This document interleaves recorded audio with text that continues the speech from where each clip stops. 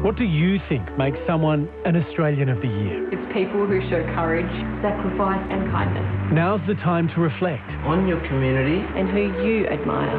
Now's the time to respect. By nominating and acknowledging them. Now's the time to celebrate. Their stories, their contribution and their generosity. I'm Hamish McDonald, and I'd love you to nominate your inspirational Australian by the 31st of July at australianoftheyear.org.au. ABC Sport. AFL. Grandstand AFL. Right boot from the top angle. Oh, yes. What a high-quality game this is. Tremendous. It's so good to watch. Oh, it's unbelievable. It's a new day, new day, new day, beginning. Gibbons runs onto it, gathers, Harding at the boundary side. Oh, no! That is a great goal. Paddles it to his own advantage, bangs it up into the top deck. Kick it inside forward, Vicky. Massive point! What a mark! That's his trademark. Snap from the pocket, splits the middle. This game is going up a gear. The 2021 AFL Premiership season. He started it, he finishes it. On ABC Radio and on ABC Sport Digital. Win and you're in. This is the definition of a tiebreaker game as Essendon hosts GWS at Carrara after an interesting couple of weeks. It might be only worth 4 points, but it might be worth a whole lot more in terms of momentum and confidence heading towards the finals. Good evening and welcome. Andrew Mays to call the action alongside me this evening is Joel Peterson. Joel, we're in for a ripper.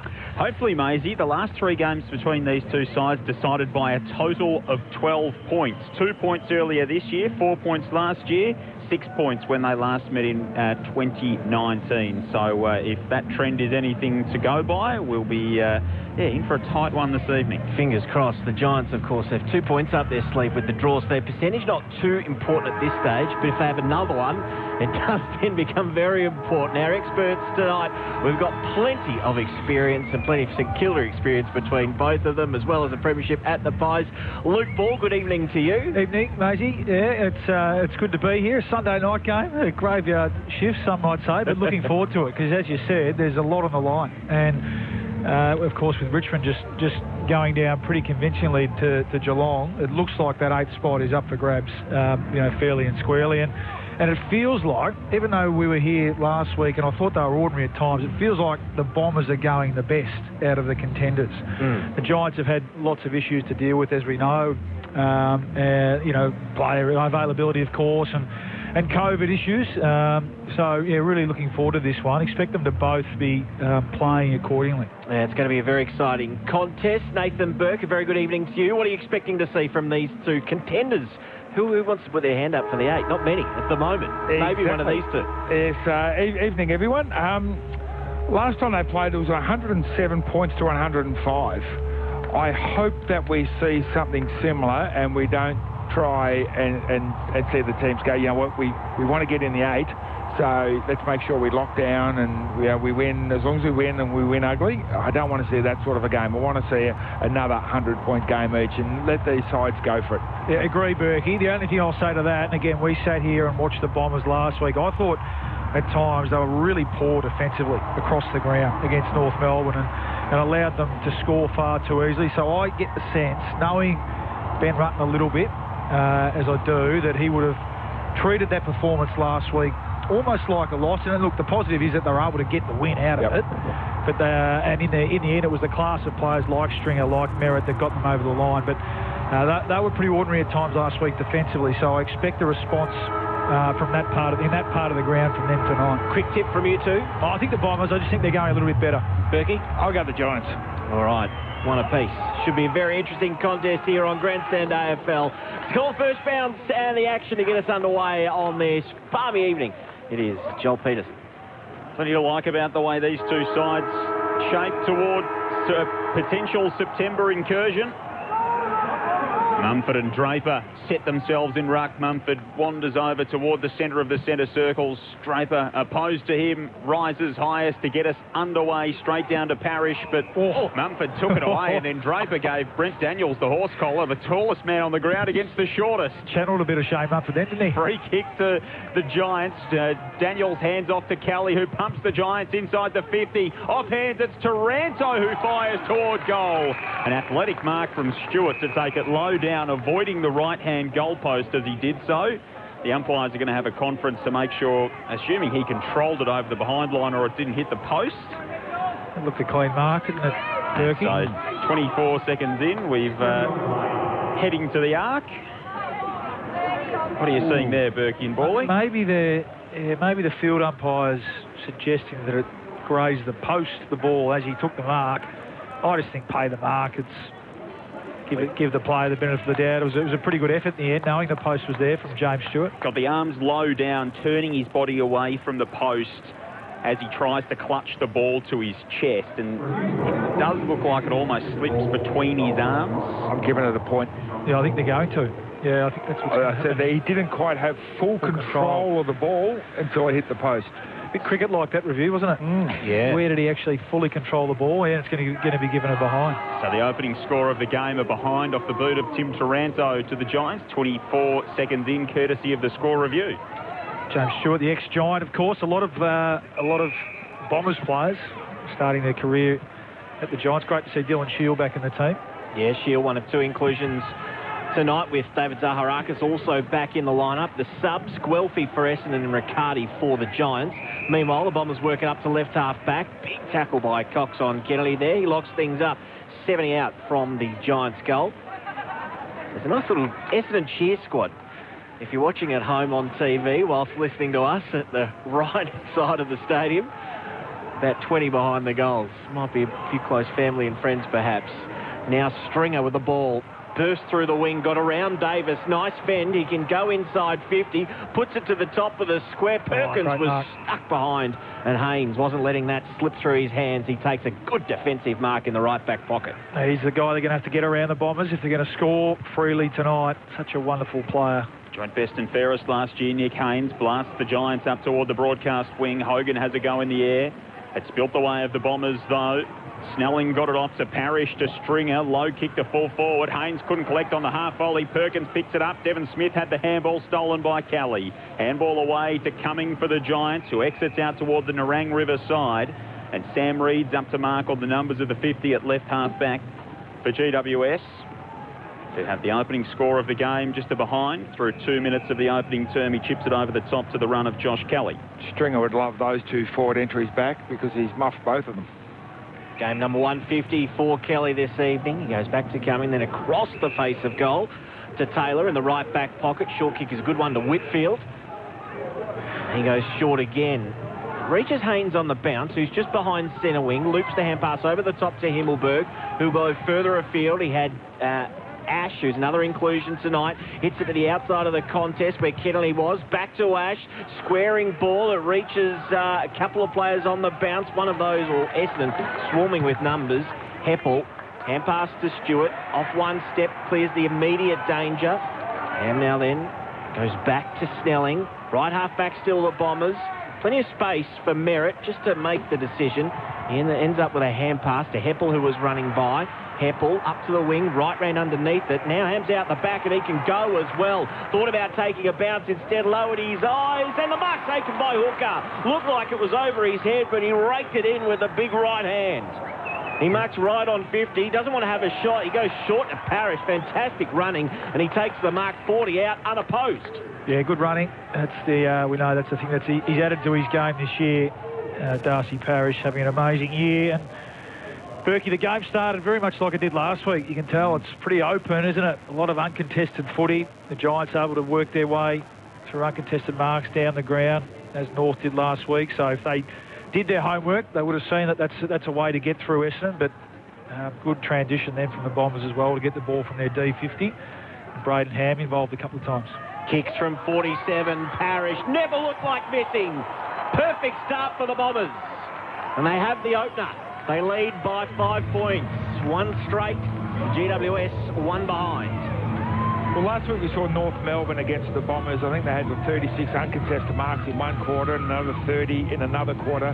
Already they're at 6-3 in favour of the Giants. Pretty much had those 6 in one passage of play. So I think you're right, Gawley. They looked at what North Melbourne did last week to remain competitive and may look to do something similar. So it shouldn't be a surprise to the Bombers. It should be something that they've been training for all week. It just comes down to how well can they execute that game style. I spoke about the Bombers' lack of defensive running at times, which was highlighted through the week last week, especially through the midfield. Leon Cameron will be pretty disappointed that one of the hottest mids in the comp was able to drift into the forward 50 and take an uncontested mark in 20 metres of space like that so early in the game.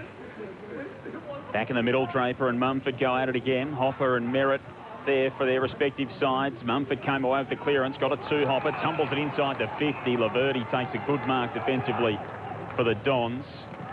Shifts the ball into the back pocket now for Ridley, who lunges forward and is able to pull it in. A left back pocket for Essendon. The southern end of the ground, the end to which the Giants kick in the opening term. Ridley kicks out toward the broadcast side. Haynes has a go. Spilt to Shield off hands on for his first run this evening after starting on the bench. Cutler was in there for the Bombers. Couldn't get a clean possession. Perryman for the Giants at right half forward to Kennedy. Up and down the mine shaft to the edge of the 50. Bounces off the shoulder of Laverty. Trapped by Daniels. Kick smothered by Heppel. Sharp hands, Cutler, Merritt, Shield, hemmed in along the boundary line is Parrish, gave it to Heppel, gave it to Merritt, just asking someone else to solve the problem there, a few members of the Bombers side. Laverty goes back in, handball to Merritt, steps through the traffic, got it to Heppel, who kicks up the line looking for right, tumbling through O'Halloran for the Giants. Did he get a shove? It was Sam Taylor, in fact, who'll take the free kick just forward of the wing for GWS. Hand pass goes short to Perryman, who almost got around Redmond, affected the kick. Lightning hand pass from Merritt across half back. Now he ends up on the end of a chain of handballs as well and kicks inside 50 out the back. All on his own. Perkins marks 30 out, strolls to the top of the square and kicks the goal. 2 in a row for the Bombers to open proceedings at Carrara. Them lead 11 points at the 7-minute mark. Well, they should run to Mason Redmond because it was his chase and just did enough to, or did more than enough to affect the kick. The ball was about to be pumped inside 50 for the Giants, and it's a great pressure. So already that's a little bit of an improvement on last week. Just the ability to be able to close down the play with the ball, and then it was some quick hands through the middle of the ground. Redmond involved again. He's having a great year as well for the Bombers. He's such a penetrating player. He runs, and then he's a really long kick, and they're able to get the ball off the turnover out the back of the Giants team defence. And young Perkins, who we know is having a terrific year as well in his first year, was out the back all by himself. So good start for him to get on the board early. And that's probably the most decisive move we've seen in the game, a player run through the middle of the ground and kick the ball long. And there's been a lot of indecisiveness really from both teams at the moment. 26 uncontested possessions to Essendon, 16 to the Giants. Hot start for the Bombers. Stringers into the middle now. Takes it off the hand of Draper, tackled by Kelly. Off to Hopper for the Giants. High ball inside the 50. Himmelberg extends to mark. 45 metres out directly in front. Good contested clunk from Big Harry. Yeah, good mark. We saw it last week, young Sam Draper. His ability to be able to hit the ball to the advantage of his midfielders and the centre bounce was great. It didn't necessarily transfer into clearance though, and the Giants again I reckon would have done their homework on that, because he'll be jumping out all over Shane Mumford today. They were able to pressure the ball and force a turnover in the middle of the ground. 3 goals straight last week for Himmelberg. This one starts a long way to the right. It draws back a little, but not enough. A second behind for the Giants makes the margin 10 points the way of Essendon. We've played 9 minutes in the opening term on Grandstand AFL. Ridley short to the back pocket to Laverty. Yeah, Snelling short, ignores him. He was making a long lead to right half back. He goes longer instead. Hayden's got his name written all over this. Might have been a bit of interference in the marking contest. There was an arm chop, and Stringer gives a serve, not to the umpire, but his teammate. Not sure he's ever agreed with one, Jake Stringer. He's never just said, yep, fair cop. Laverty was on the end of that serve. Long kick inside the forward line is marked by Stewart. Almost uncontested in the end. He was the only flyer in the middle of a big pack. Stewart with a good defensive mark. How's his exit? Not great. Intercept here by Whitfield, and he centres things up to Ash, who's inside the centre square. He goes short again to Perryman, just in front of the centre circles. Now the Giants can build from just beyond halfway. This is where you probably like to see them, Berkey, go a little bit quicker off the turnover there. from 70 metres out to that launch pad, get it in deep, put the Bombers' defence under pressure. Perriman's now called to go, kicks to full forward. Mumford had a piece of it behind the contest as it spilled off hands. Hopper was at the front. He tried to get boots a ball. Heppel's in there to lay a tackle. Hogan picks it up, spins through the traffic, puts it on the left boot and snaps the goal for the Giants. Jesse Hogan, the big man, turned rover in the pack. And from 25 out, curled it home on the left boot for the GWS's first goal. 1-2-8 the Giants. The Bombers 2 straight, 12. 10.5 minutes played opening term. That's what we're talking about, isn't it? Just get the ball in, and they get there eventually. There was a lot of numbers back, but get the ball in. It's a much improved defence, this Essendon defence, but they're still vulnerable to, particular the ground ball and pressure. And I mean, every defence is, we know that. So I'd be getting it in as quickly as possible. And they've got some quality down there. I mean, Jesse Hogan, we know, Himmelberg, plenty of quality and some good crummers as well. So get the ball in deep. When you turn the ball over forward to centre, roll and get the ball in deep and put the defence under pressure, bring the ball to ground. And again, once the ball hits the ground, the Bombers are a little bit vulnerable in their defensive 50. 3 centre clearances to the Giants, 0 to the Bombers. Up goes Draper. Mumford with another clearance. Hand pass to Daniels, who'll sell the dummy, then put the foot to the floor. Short kick, misses the target. Sliding in to take the mark is Hind at half-back for the Bombers. Hind, little indecisive. He's going to go wide. McDonald Tip and Woody his target. Haynes reaches over. Strong fist in front of him and out for a boundary throw-in. Quiet day last week. McDonald, Tip and Woody having a terrific year, but he'll want to respond. He was held really well by young Kane Turner last week, I think to only 5 or 6 possessions, so he'll want to get moving. Casey missed the ins for GWS. Ash, Whitfield and Mumford into the lineup. Cornelio withdrew with that toe injury. Flynn a shoulder. Sproul was the medical sub last week. Finlayson dropped. Back in the middle now, and a chance for Lloyd, who goes back by hand. It's a good disposal too, and it just set up for Whitfield, who's able to switch things. It should be 50.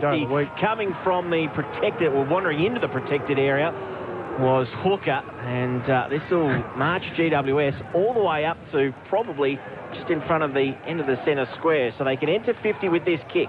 Quote from one of my favourite movies, Berkey. It's not as though he's inconspicuous, Big Cale, is it?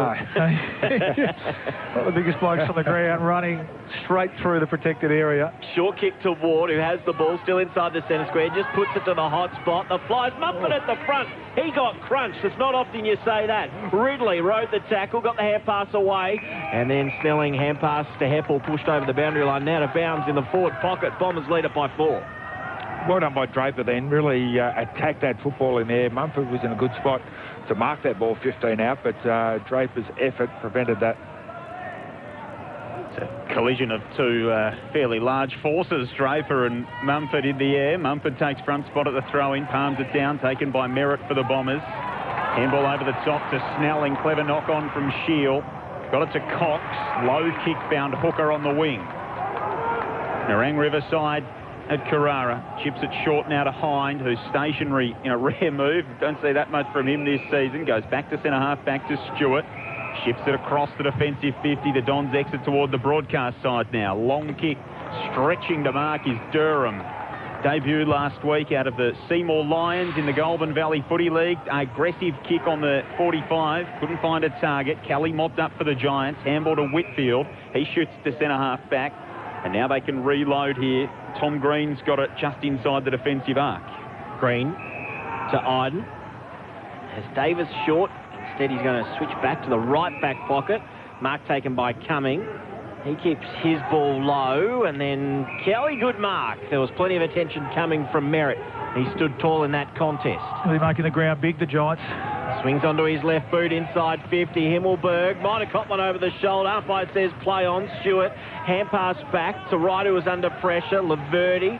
And now Cutler, who goes all the way back to Hind. Hind loops the hand pass over the top to the right back pocket to Cox. Now further afield to Ridley. Ridley to Shield. They've worked this quite well, the Bombers. Ridley kept on running. Shield rewarded him with the hand pass over the top. Short kick. And they've worked that nicely to the wing where Snelling takes the mark. Just having trouble getting their ball going from here, though, aren't they? They're getting the ball to midfield pretty well, but really breaking down across half forward at the moment, the Bombers. Luke Ball with you on Grandstand AFL as Snelling kicks up toward a man who knows these surrounds well, Peter Wright. First round pick of the Gold Coast back in 2014.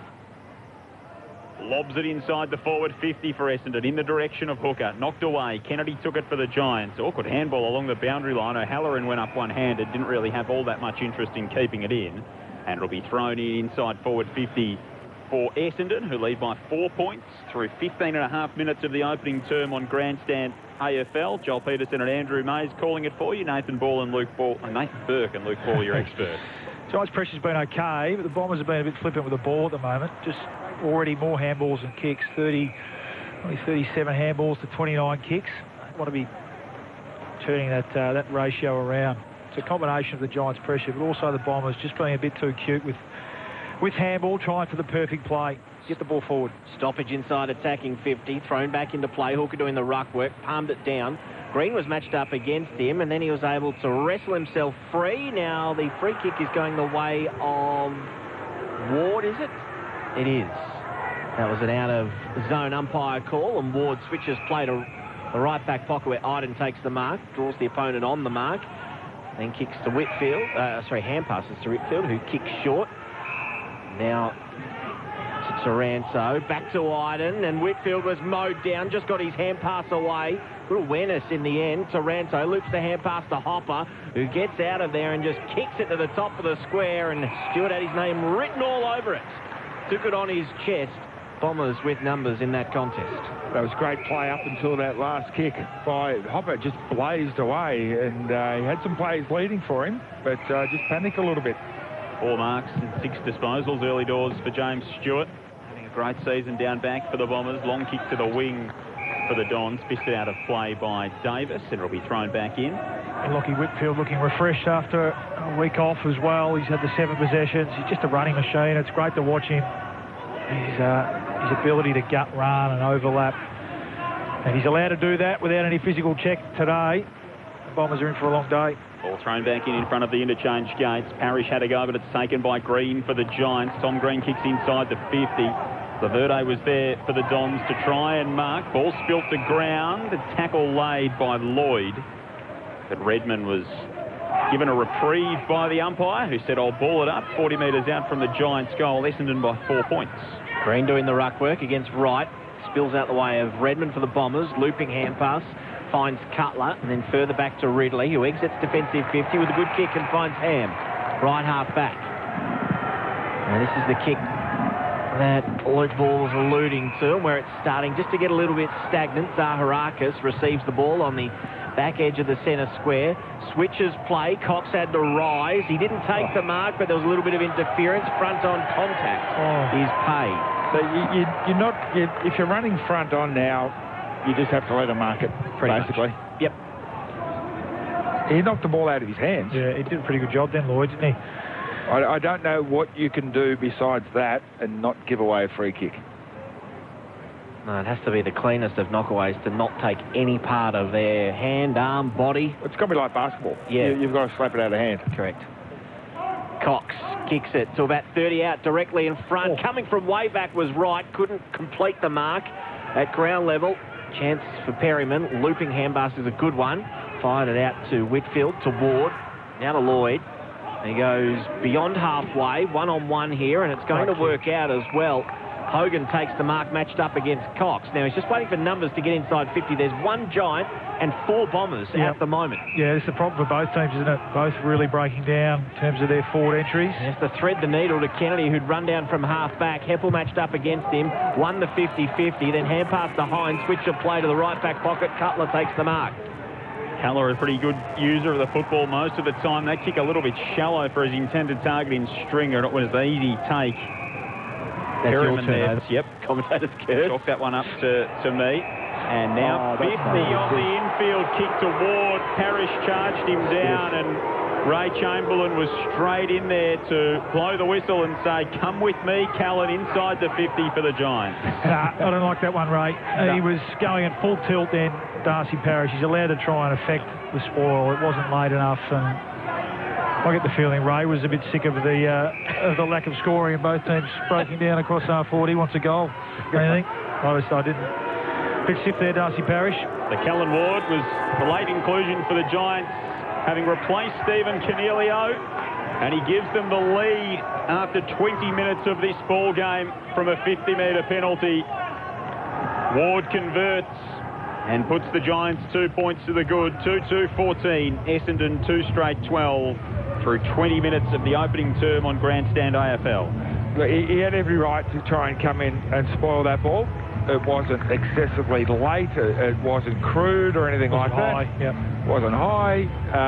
No, that's a go back and take your kick, Cal. There's not 50 metres in that. Yeah, I think even Callum Ward would admit that that's just a part of footy.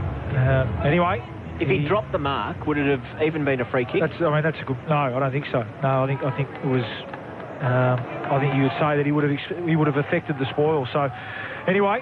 They probably deserve to be in front, though, the way the game's been played at the moment, the Giants. So sometimes if you make the play, you get the luck. So Bombers need to get moving around the ball here. They've been towed around the clearances too. 13 inside 50s to 6. Merritt gets busy in the middle. Hand pass to Shield. Lightning hand pass back to Merritt. Here's a clearance for the Bombers coming up. Lowers his eyes. McDonald, Tip and Woody. Great delivery inside 50. Your prime users getting it and delivering the prime kickers up forward. Yeah, good call, Maisie. It was Zach Merritt's first kick. He's had 8 possessions.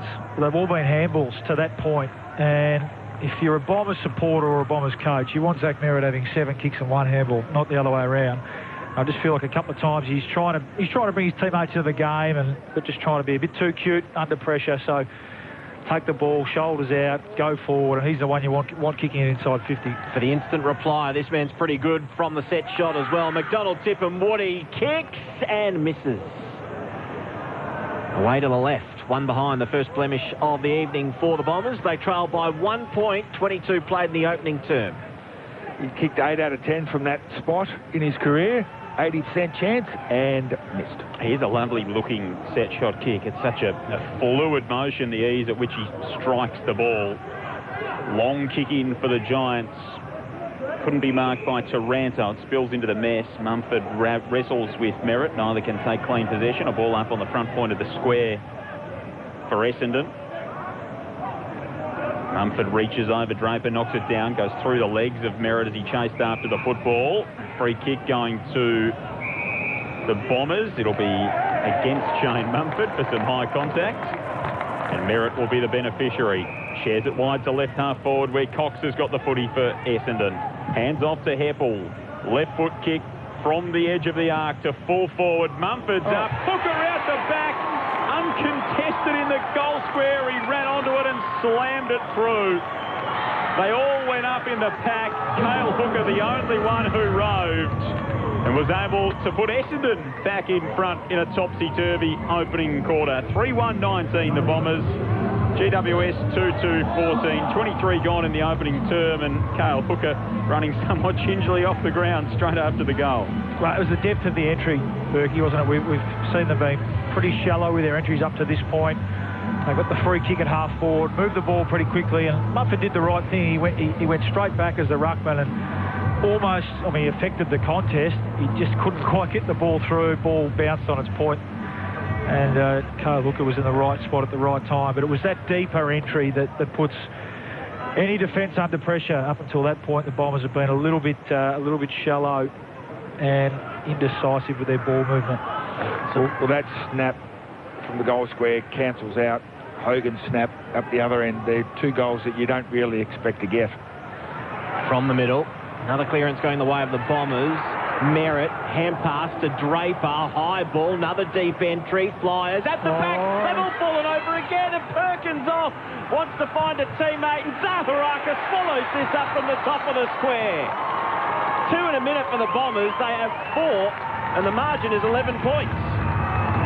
Well, the message for the Bombers' key forwards, who aren't in great form, and you wouldn't say they're A-grade key forwards, are they? Peter Wright, still a youngish player. Cale Hooker towards the end of his career. Get the ball to ground. And again, this Giants back 6 aren't great when the ball hits the ground. I think of Phil Davis, Sam Taylor, young Iden as well. And Archie Perkins, he's just a smart player, isn't he? He just gets to where the ball is so often at ground level. Good bit of follow-up work from Sam Draper at the centre bounce. amazing when you get the centre bounce and you get it in deep and quick. Berkey, you know you got one-on-ones ahead of the ball. Amazing how often the team score off the back of that. Can I make a prediction for next week's umpiring? That the push in the back in the marking contest, the nudge under the shove, which has been absolutely prevalent this weekend, will be clamped down next weekend. I'll be red hot on it. Guarantee you. From the restart, the Bombers come again. Draper won it down to Stringer. Long kick inside the 50, and the mark taken low down by Wright, who lunges forward, having got the step on Phil Davis. He marks 30 metres out, slight angle left of centre. We'll go back and try and give Essendon 3 in 3 minutes. Oh, Sam Draper's tap work is improving out of sight, and he's developing a pretty good 1-2 combination with Jake Stringer in there in particular, isn't he? That was magnificent.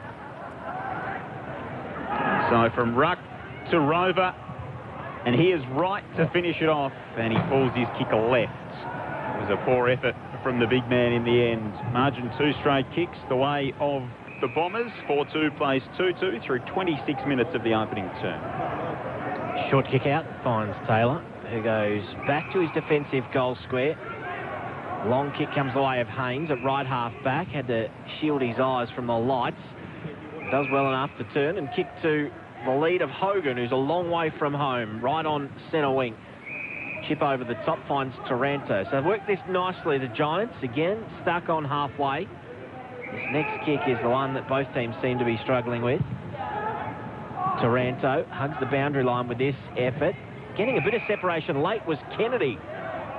Man, we see a lot across half-back and in the back pocket. Working his way up to right half-forward. Kicks back inboard to Hopper, who is 65 from goal. So this can be a deep entry if he wants, and it is going to be. Puts it right to the hot spot. Flyers come. Himmelberg over the top. There was 2 Giants at the front of that pack, and they almost wrestled it out of each other's hands. Himmelberg takes it 20 out directly in front. It's good, smart footy. They've done their homework. It's the way to beat this Essendon team. You've got to make them defend. Make their midfielders defend. We know they're prolific ball winners, ball hunters.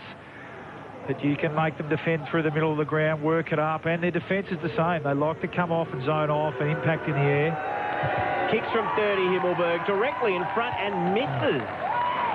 Oh, that's a costly one with only a couple of minutes left in this opening quarter. Essendon have the last 2.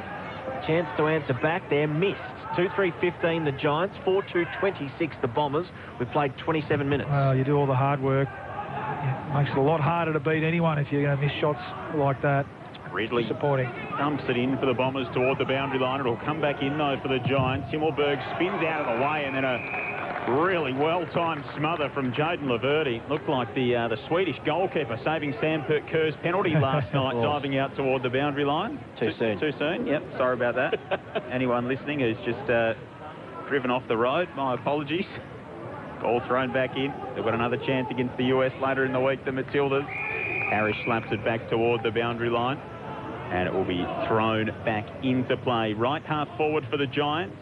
Essendon with the first 2 of the game, the Giants with the next 2. Essendon with the 2 after that. They lead by 11 points, closing in on quarter time. Thrown back into play, 60 from the Giants' goal. Got over the back of the pack. Taranto, kick smothered. Still made it inside 50. Hind read at the best. Hand pass to Hempel, hand pass to Merritt. His hand pass was intercepted. Ward, smart, didn't blaze away from goal, kept his eyes low and hit Hogan. 30 out, slight angle to the right. Sometimes Essendon, I think they look at the player receiving the ball, if it's a Merritt and these sort of plays, and they just give it to them. Yeah. There's no, if players are running forward straight ahead, kick the ball free. Don't advent a handball to somebody who isn't in the best spot to receive it. Jesse Hogan, 1 already this evening. Can he make it 2? 30 out, slight angle to the right, and that comes off the side of the boot, sneaks in for 1 behind. 4-2-26 the Bombers, 2-4-16 the Giants. 10 points the margin. They've wasted a couple of opportunities late, GWS. Yeah, they have. They let him off the hook. They certainly should be even, if not in front here. Yeah, you're spot on, Berkey. And that time in particular, they went back into trouble. The space and the 3 players were out the other side of the ground, the fat side of the ground. Redmond brings it in for the Bombers to Durham. Now to Laverty, who kicks long toward the Narang River wing. Draper brought it down. McDonald Tipping Woody had a go. Stringer was in there for the Bombers. Spilled back to Durham, who collided with Taranto. Now McDonald Tipping Woody takes the handball on the wing. Handball back to Durham, who's still working hard. Chips to centre half forward, finds Stringer. Leading up at the footy, 55 from home. Jake Stringer lays it off inside the 50. Great vision. Finds Tom Cutler 40 metres out, just better than a 45-degree angle left of centre. A 40-metre kick from Stringer across the 50 that spotted up Cutler for the opportunity here. It was a good bit of play from Durham, wasn't it? Young Sam Durham, he's certainly looked at home. His second game for the club. We know he's not a kid. He's not necessarily a mature age as well, but he's very much looked at home. Terrific bit of physical play, and then nice kick to Stringer to set this shot up. 8th game of the season for Tom Cutler, the former Lion. Hasn't kicked a goal on the season as yet. Strikes it on the right boot here, leaves it short and wide. It's almost just a little layup as he kicked it toward goal. That was a strange approach from the set shot. Margin 11 points the way of the Bombers. 4-3 plays 2-4. Taranto just jarring his shoulder as well in that contest with Durham in the middle, who went hard and low. Whitfield from the kick in. Not long left, so they'll be happy not to concede anything here, GWS. Heppel almost to mark. It was paid in the end. So he can enter 50 quickly. He's got to go as quick as possible. In fact, the siren beats him. That's the end of a very entertaining first quarter with both sides feeling that they have missed a couple of chances late. Now, Dyson Heppel's still got the ball. He's having a laugh, having a chat to the umpire. Now, once they have a go at the barrel, he's going to have to kick this just a lazy 70, I reckon, to get over the goal line. He's got a big smile on his face. I reckon half of his teammates are lined up about 30 out directly in front. He gets onto it quite well, and it gets all the way to the behind line. I reckon that he's hit that flush. Yes. Almost as well as he could hit that, and it only landed a metre inside the field of play. So worth a shot. Nice little barrel to finish the quarter. 4-3-27 the Bombers, 2-4-16 the Giants. The goal kickers, first of all, for the Bombers, one each to Hooker, Parrish, Perkins and Zaharakis. GWS, one each to Hogan and Ward. You're listening to Grandstand AFL on ABC Radio, ABC News Radio and ABC Sport Digital. Being in nature permeates your body. It affects you physically and spiritually. Join Mystery Road's Aaron Pedersen as he reconnects with the beauty and wonder of our country. A land like us is alive. Back to Nature starts Tuesday, August 10 on ABC TV and streaming on iView. The 2021 AFL Premiership season on ABC Radio and on ABC Sport Digital. Hooker looked like it was over his head, but he raked it in with a big right hand. He marks right on 50. He doesn't want to have a shot. He goes short to Parrish. Fantastic running, and he takes the mark 40 out unopposed. Kicks from 47. Parrish never looked like fitting. Perfect start for the Bombers. Hand pass goes short to Perryman, who almost got around Redmond. Affected the kick. Lightning hand pass from Merritt across half back. Now he ends up on the end of a chain of handballs as well and kicks inside 50 out the back. All on his own. Perkins marks 30 out. Strolls to the top of the square and kicks the goal. Perriman's now called to go, kicks to full forward. Mumford had a piece of it behind the contest as it spilled off hands. Hopper was at the front, he tried to get boots of ball. Heppel's in there to lay a tackle. Hogan picks it up, spins through the traffic, puts it on the left boot and snaps the goal for the Giants. 50 on the infield kick to Ward. Parrish charged him down and Ray Chamberlain was straight in there. The Kellen Ward was the late inclusion for the Giants. And he gives them the lead from the edge of the arc to full forward. Mumford's up. Hooker out the back. Uncontested in the goal square. He ran onto it and slammed it through. Merritt, hand pass to Draper. High ball, another deep entry. Flyers at the back. Level fallen over again. And Perkins off. Wants to find a teammate. And Zaharakis follows this up from the top of the square. The 2021 AFL Premiership season on ABC Radio and on ABC Sport Digital. Essendon 4-3-27, GWS 2-4-16 after the opening quarter of footy. Results a little earlier today as well. Wins to Sydney by 40 over the Fremantle Dockers and Geelong by 38 over Richmond. Welcome back to Carrara. Andrew Mays, Joel Peterson, Nathan Burke and Luke Ball with you. Gents, how'd you see that first term? Well, it was a bit of a haphazard first term, to be totally honest. I think we know what the Giants are trying to do. They're trying to maintain possession and use short kicks and use their feet to get through to the forward line. That's worked on occasion. Where it's come undone a little bit is that last kick inside the forward 50. They haven't had players presenting there like they should, or they've just been a little bit haphazard. But getting it from one end of the ground to the other is working for them. For the Bombers, they need to win the congestion and then be really direct with it. When they look direct going inside 50, that's when you're catching the likes of Phil Davis and some other of their defenders out. So for the Giants, yep, maintain possession, but it's that last kick. For the Bombers, win that congested footy, that contested ball, and then go quick. Yeah, and you're right, you mentioned possession, Berkey. The Bombers have had a lot more of it, 24 more possessions, but they've had as many handballs as kicks. Now, usually that might indicate that the opposition, the Giants, pressure's been good. Giants have only had 6 tackles. Yeah. So to me, that says, now, you know, pressure's been okay around the scrimmages, but to me that says that the Bombers, again, and they were like this a bit last week, and it's their better players too who are involved. They're trying to be too cute around the ball, rather than, as you said, getting their shoulders out, getting the ball going forward. And okay, you don't have a Tom Hawkins down there. You don't have a Jack Rewalt or a Harry Mackay. But you've got big guys who can compete and bring the ball to ground, and that's your strength when the ball hits the ground, and it's the weakness of the Giants. And when they did that, they scored. But they're handballing too much. They're trying to be too cute, trying to create the perfect play around the middle of the ground, and that's inviting some pressure, and it's just creating some turnovers through some overuse, which can happen, as we know. So, and again, they're better players. I mean, Zach Merritt's had 11. He's been prolific. He's had 3 clearances and 5 score involvements, but he's had 2 kicks and 9 handballs. Yep. They want him having 9 and 2. Dyson Heppell's similar. He has been pretty good behind the ball. And it's interesting, their defenders have had a lot of possession. Ridley 8, Laverde 7, Stewart 6. The Giants have had more inside 50. So you're right. Win the ball around the clearance, get the ball going forward and deep, and that's where they look the most dangerous and put the Giants' defence under the most pressure. Yeah, Parrish has had the 1 kick, 5 handballs. Snelling playing midfield, he's had 2 and 4, the same sort of thing. The worry for me is that the Giants, what you tend to do is when you play that chip around, everybody runs to holes and they're away, they're 10, 15 metres away from the next kick. If that turns over, well then those players don't then get to that contest to be able to tackle. And so they're out of the play because they're all running to holes to receive. So heading into the second term, it is the Bombers by 11 points. Bounce favoured Draper will be recalled.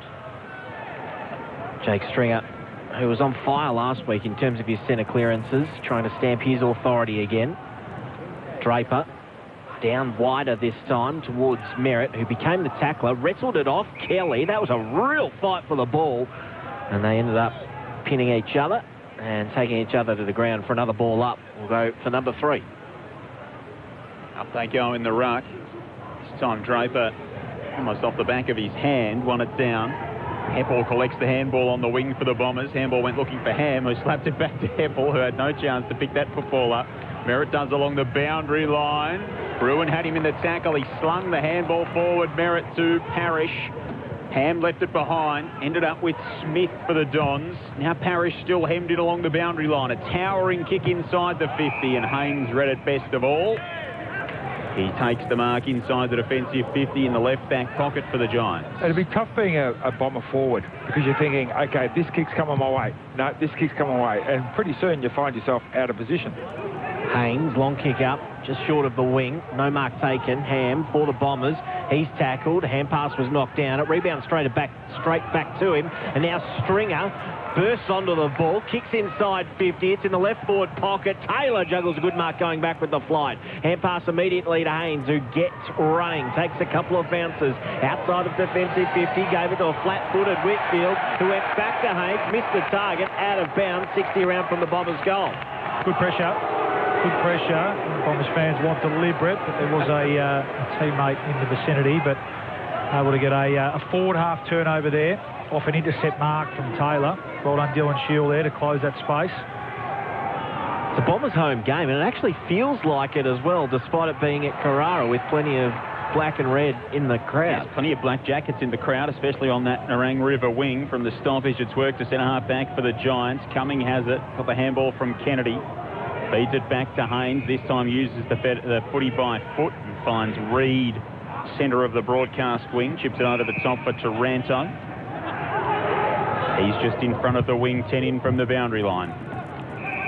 Pokes it along the line to Hogan, who's 70 from home at left half forward for the Giants. Waits for some movement in front of him, directs some traffic, has an option behind him coming, set him an awful task with the kick, spilt to Whitfield, and they've mucked it up awfully here, the Giants. The Bombers go the other way. Devon Smith almost missed his hand with the handball. Zaharakis got it away to Shield. Now back to Smith, who flares the kick to right half forward and finds Perkins. He's 65 from home. And again, they don't see a lot that they like inside the 50. Well, he sees Nick Haynes back by himself, so they have to think their way through it here. Short handball to Redmond, and Redmond pokes it inside the 50 from one South Australian to another. Redmond finds Snelling. Will Snelling, 45 from home, but only a couple of paces inside the boundary in the right forward pocket. Yeah, it's not a high percentage shot, is it? But it is a mark inside 50, and it did take Nick Haynes out of the play. Lays it up to full forward. Mumford in there with a fist, knocks it down. Haynes slaps it behind his head. Taken by Smith for the Bombers. Through the hands of Perkins. And the Giants will get away with this through Bruin. And there was on the bounce to Taranto. Hopper kept on running to receive the hand pass. Hand pass wider to Kelly. And out to the wing to the running Daniels, who will enter 50. Over the back, Lloyd. Fantastic penetration on the kick. He takes it on his chest as Lloyd. 15 out, slight angle to the right. Well, you talk about transition. It's a transition game these days, Berkey. That's where I think it's 80% of scores come from. And that's gone from 10 metres out in front of the Bombers' goal to 10 metres out in front of the Giants' goal for an easy shot at goal, and it's in pretty good hands. So it was a problem last week. I'd be staggered if they didn't address it, but it's flowed into this week. The Bombers' inability, their team defence's inability to stop transition. Giants missed a couple of big opportunities late. Can they take full toll to open the second quarter? Yes. Straight through the middle from Lloyd, and they have their third. The margin back to 5 points in favour of the Bombers. His first for the evening. I'd like to know where Lloyd came from. I reckon he was right up on the wing as the ball was exiting. The ball went down one side of the centre square, and he's absolutely got on his bike, and sensational running. Great running. Great reward for running, because he did. He started way back on the logos and then marked the ball about 12 metres out. Yeah, he did, and he ran into 150 metres of space, and I think that's what will disappoint the Bombers' coaching staff. They didn't have that goalkeeper, a backstop that so many of the better teams do so well. You see Geelong, they don't allow that space out the back. No. Tom Stewart's there. Mark Blitzarves is there. Richmond exactly right. So Bombers breaking down again in terms of team defence at the moment. And again, it was a turnover, it was a sloppy handball from Devon Smith, 20 metres out from goal that created that play. Luke Ball and Nathan Burke, your experts on Grandstand AFL. Bombers out of the middle through Parrish inside the 50, slapped away from right, spilt to Ham inside the arc for the Bombers. Retreats by hand and finds Durham, who's at left half forward. Tries to fashion a left foot kick inside the 50. Davis hammers it to ground level for the Giants. Daniels dispossessed in the tackle. Stringer got him. Holding the ball. Free kick will go to the Giants. And Jake Stringer, just inside the arc, will have a ping at the sticks. They say he who hesitates is lost. He hesitated and he lost the ball. And now Jake's got a shot. from around about 40 out. This is not normally an issue for him. Signed the contract during the week to keep him at Essendon for 3 more years, Jake Stringer. 29 goals on the season thus far. He is rewarding the faith that's been put in him. He slams it through from outside 50. And Essendon's lead, 11 points once more, 5-3-33. The Giants 3-4-22, 6 minutes into the second quarter. It's what he's added to his game this year. So many weeks we've seen him high on the tackle count. We know his ability to do the freakish things, to hit the scoreboard, but what will be pleasing the Bombers' faithful and coaching staff the most over the last few weeks in particular is his ability to be able to set those things up through his defensive efforts. He's really led the way in terms of that. So he's obviously got himself fitter. He's spending more time in the midfield and getting to more contests and getting the reward for effort. 6 possessions tonight, a goal and 5 inside 50. So he's certainly very effective forward of centre. Back in the middle, 11-point lead in favour of the Bombers. Draper tapped it down, followed up his own work too. Oh, that's a sliding free kick. Contact below the knees. He went too low, the big man, and came in and tackled Green. And Green flares it out wide, outside the centre square to Daniels. Daniels to Davis, who's on the wing. Davis, short kick. He's a poor one. Going back and taking the easiest of marks was Durham. 2-on-1 in the end. Now they can get over the back too. Good kick to Stringer. Stringer, another inside 50. McDonald tip Woody's all on his own. Left forward pocket, thought about playing on. Instead, he'll go back and take his shot. Smart. Yeah, it would have been a low percentage play to play on. Go back. He does this. Geez, he's close there. Lockie Whitfield, isn't he? Trying to stop the play on. He does this over and over again at training. He goes a short pass instead. He's called to play on. Have another go pass back to McDonald, Tipperwoody. Now he might be forced to snap. Instead, summed up his options. Poor centering kick, hung in the air for too long. Geez, they've stuffed that up, Essendon. Now a chance for Ward. Hand pass to Ash. Ash off half-back. Hand passes to Hogan, who saw someone running past, and that someone was Whitfield. He marks forward of centre wing. Swings it on the left boot, a low kick to Lloyd, 55 from home, pokes it inside the 50. Taranto extends above his head to mark, and again the Giants go end-to-end off the turnover from Essendon. That really shouldn't have been. Tim Taranto's got a chance from the right forward pocket. We're seeing a lot of weird decision-making with the football tonight. McDonald Tipperwoody, he's 30 out on his right boot. You'd back him 80% of the time to kick those. But weird decision. Now the other team get a set shot. They go up the other end, and Taranto can't make the journey from 40 out. That was a strange kick that slid across the face of goal and bounced through for a behind. 10 points the Bombers lead. 5-3 plays 3-5. We're 9.5 minutes into the second term on Grandstand AFL. Redmond with the kick-in duties, runs to the right back pocket, then kicks a long ball. Haynes was up strongly, couldn't complete the mark on the way down.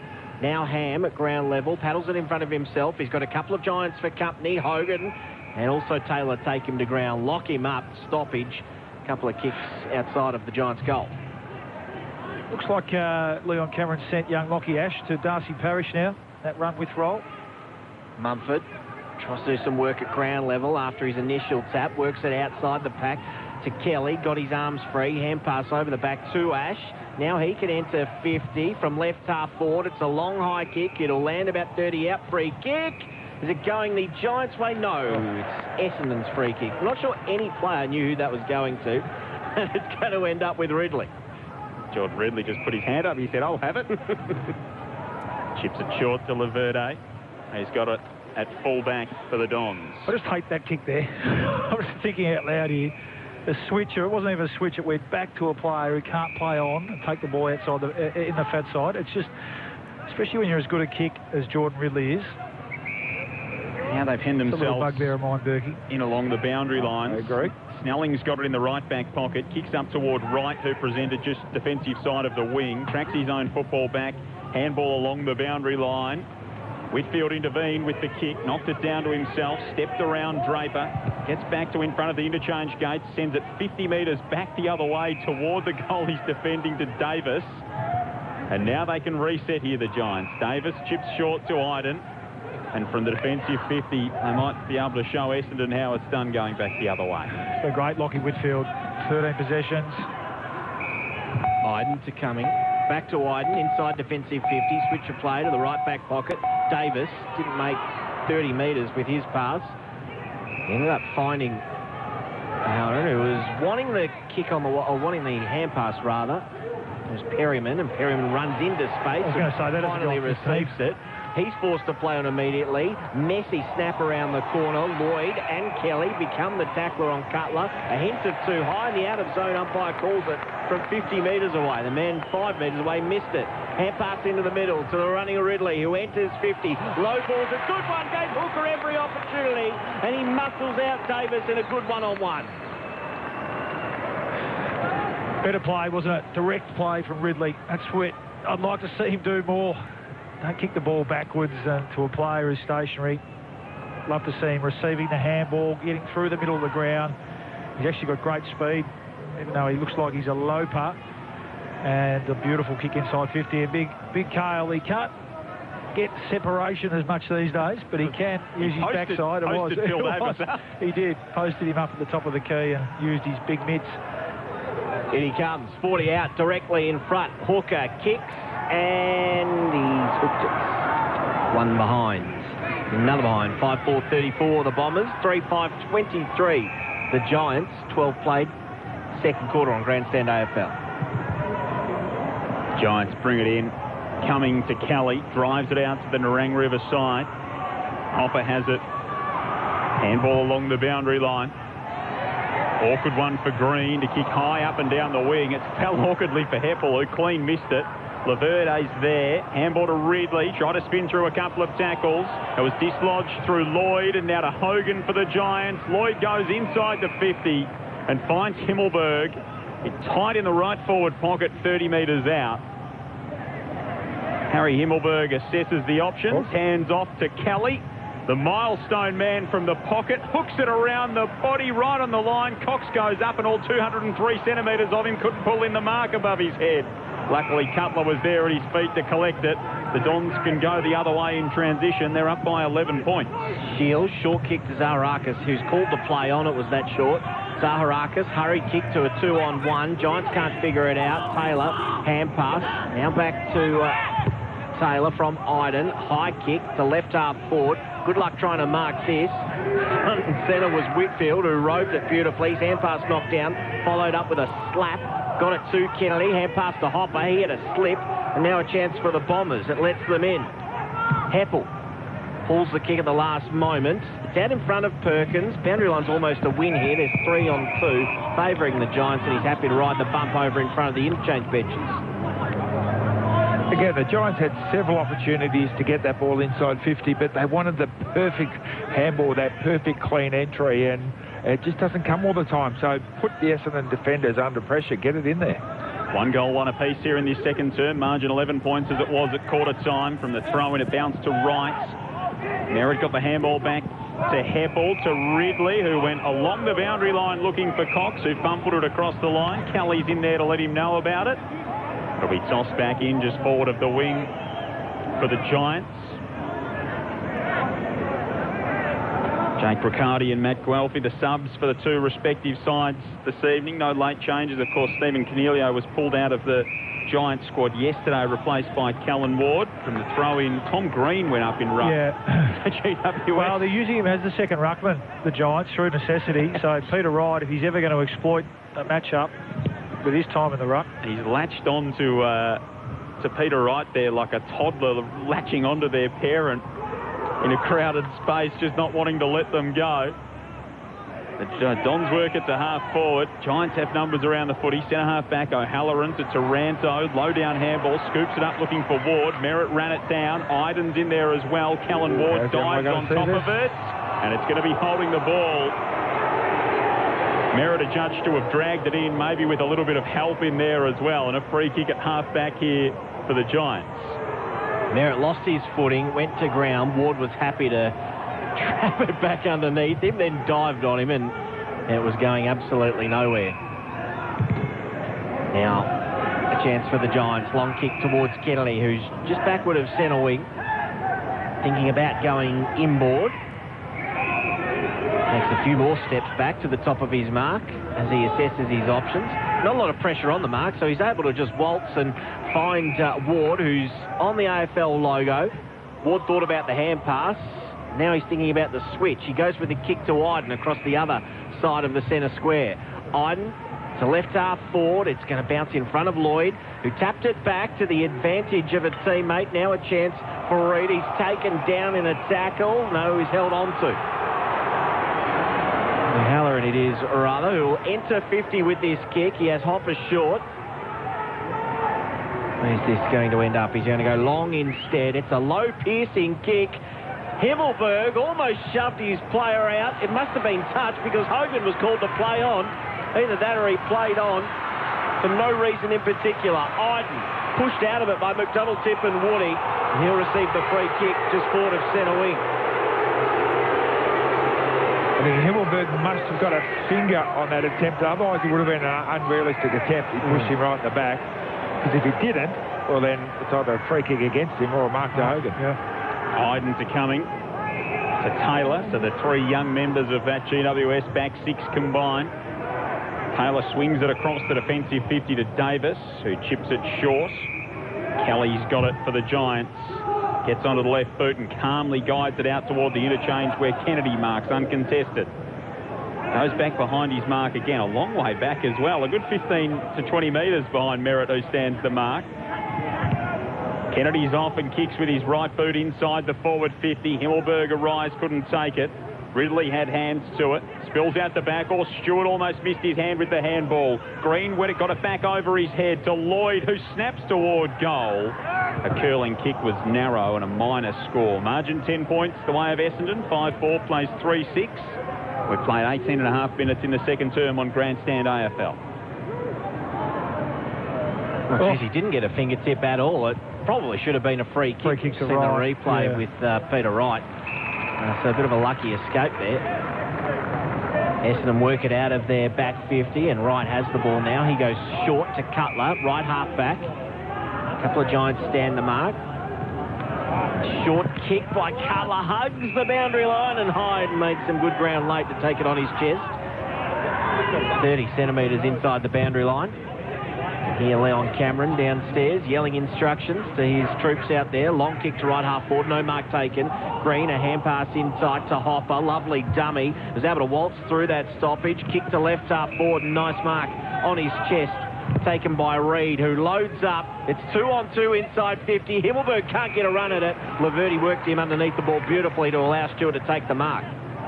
Stewart kicks to the top of the defensive goal square to Redman, who cuts the pass short to Snelling. Dons by 10 points. 19 and a half minutes gone in the second term. Joel Peterson and Andrew Mays calling the action for you. Luke Ball and Nathan Burke, your experts. Long kick down the line. Spoilt by Green over the boundary line, who's got his hand on his head, sucking in the oxygen as the boundary throwing gets set to take place. Split the space out there, Bergie. They just haven't been able to get any overlap run out of half-back, though. They can't get Hyde into the game. Redman, Ridley, only seen it a couple of times. Green took back spot in ruck against Draper, who lunged forward and slapped it back toward the boundary line.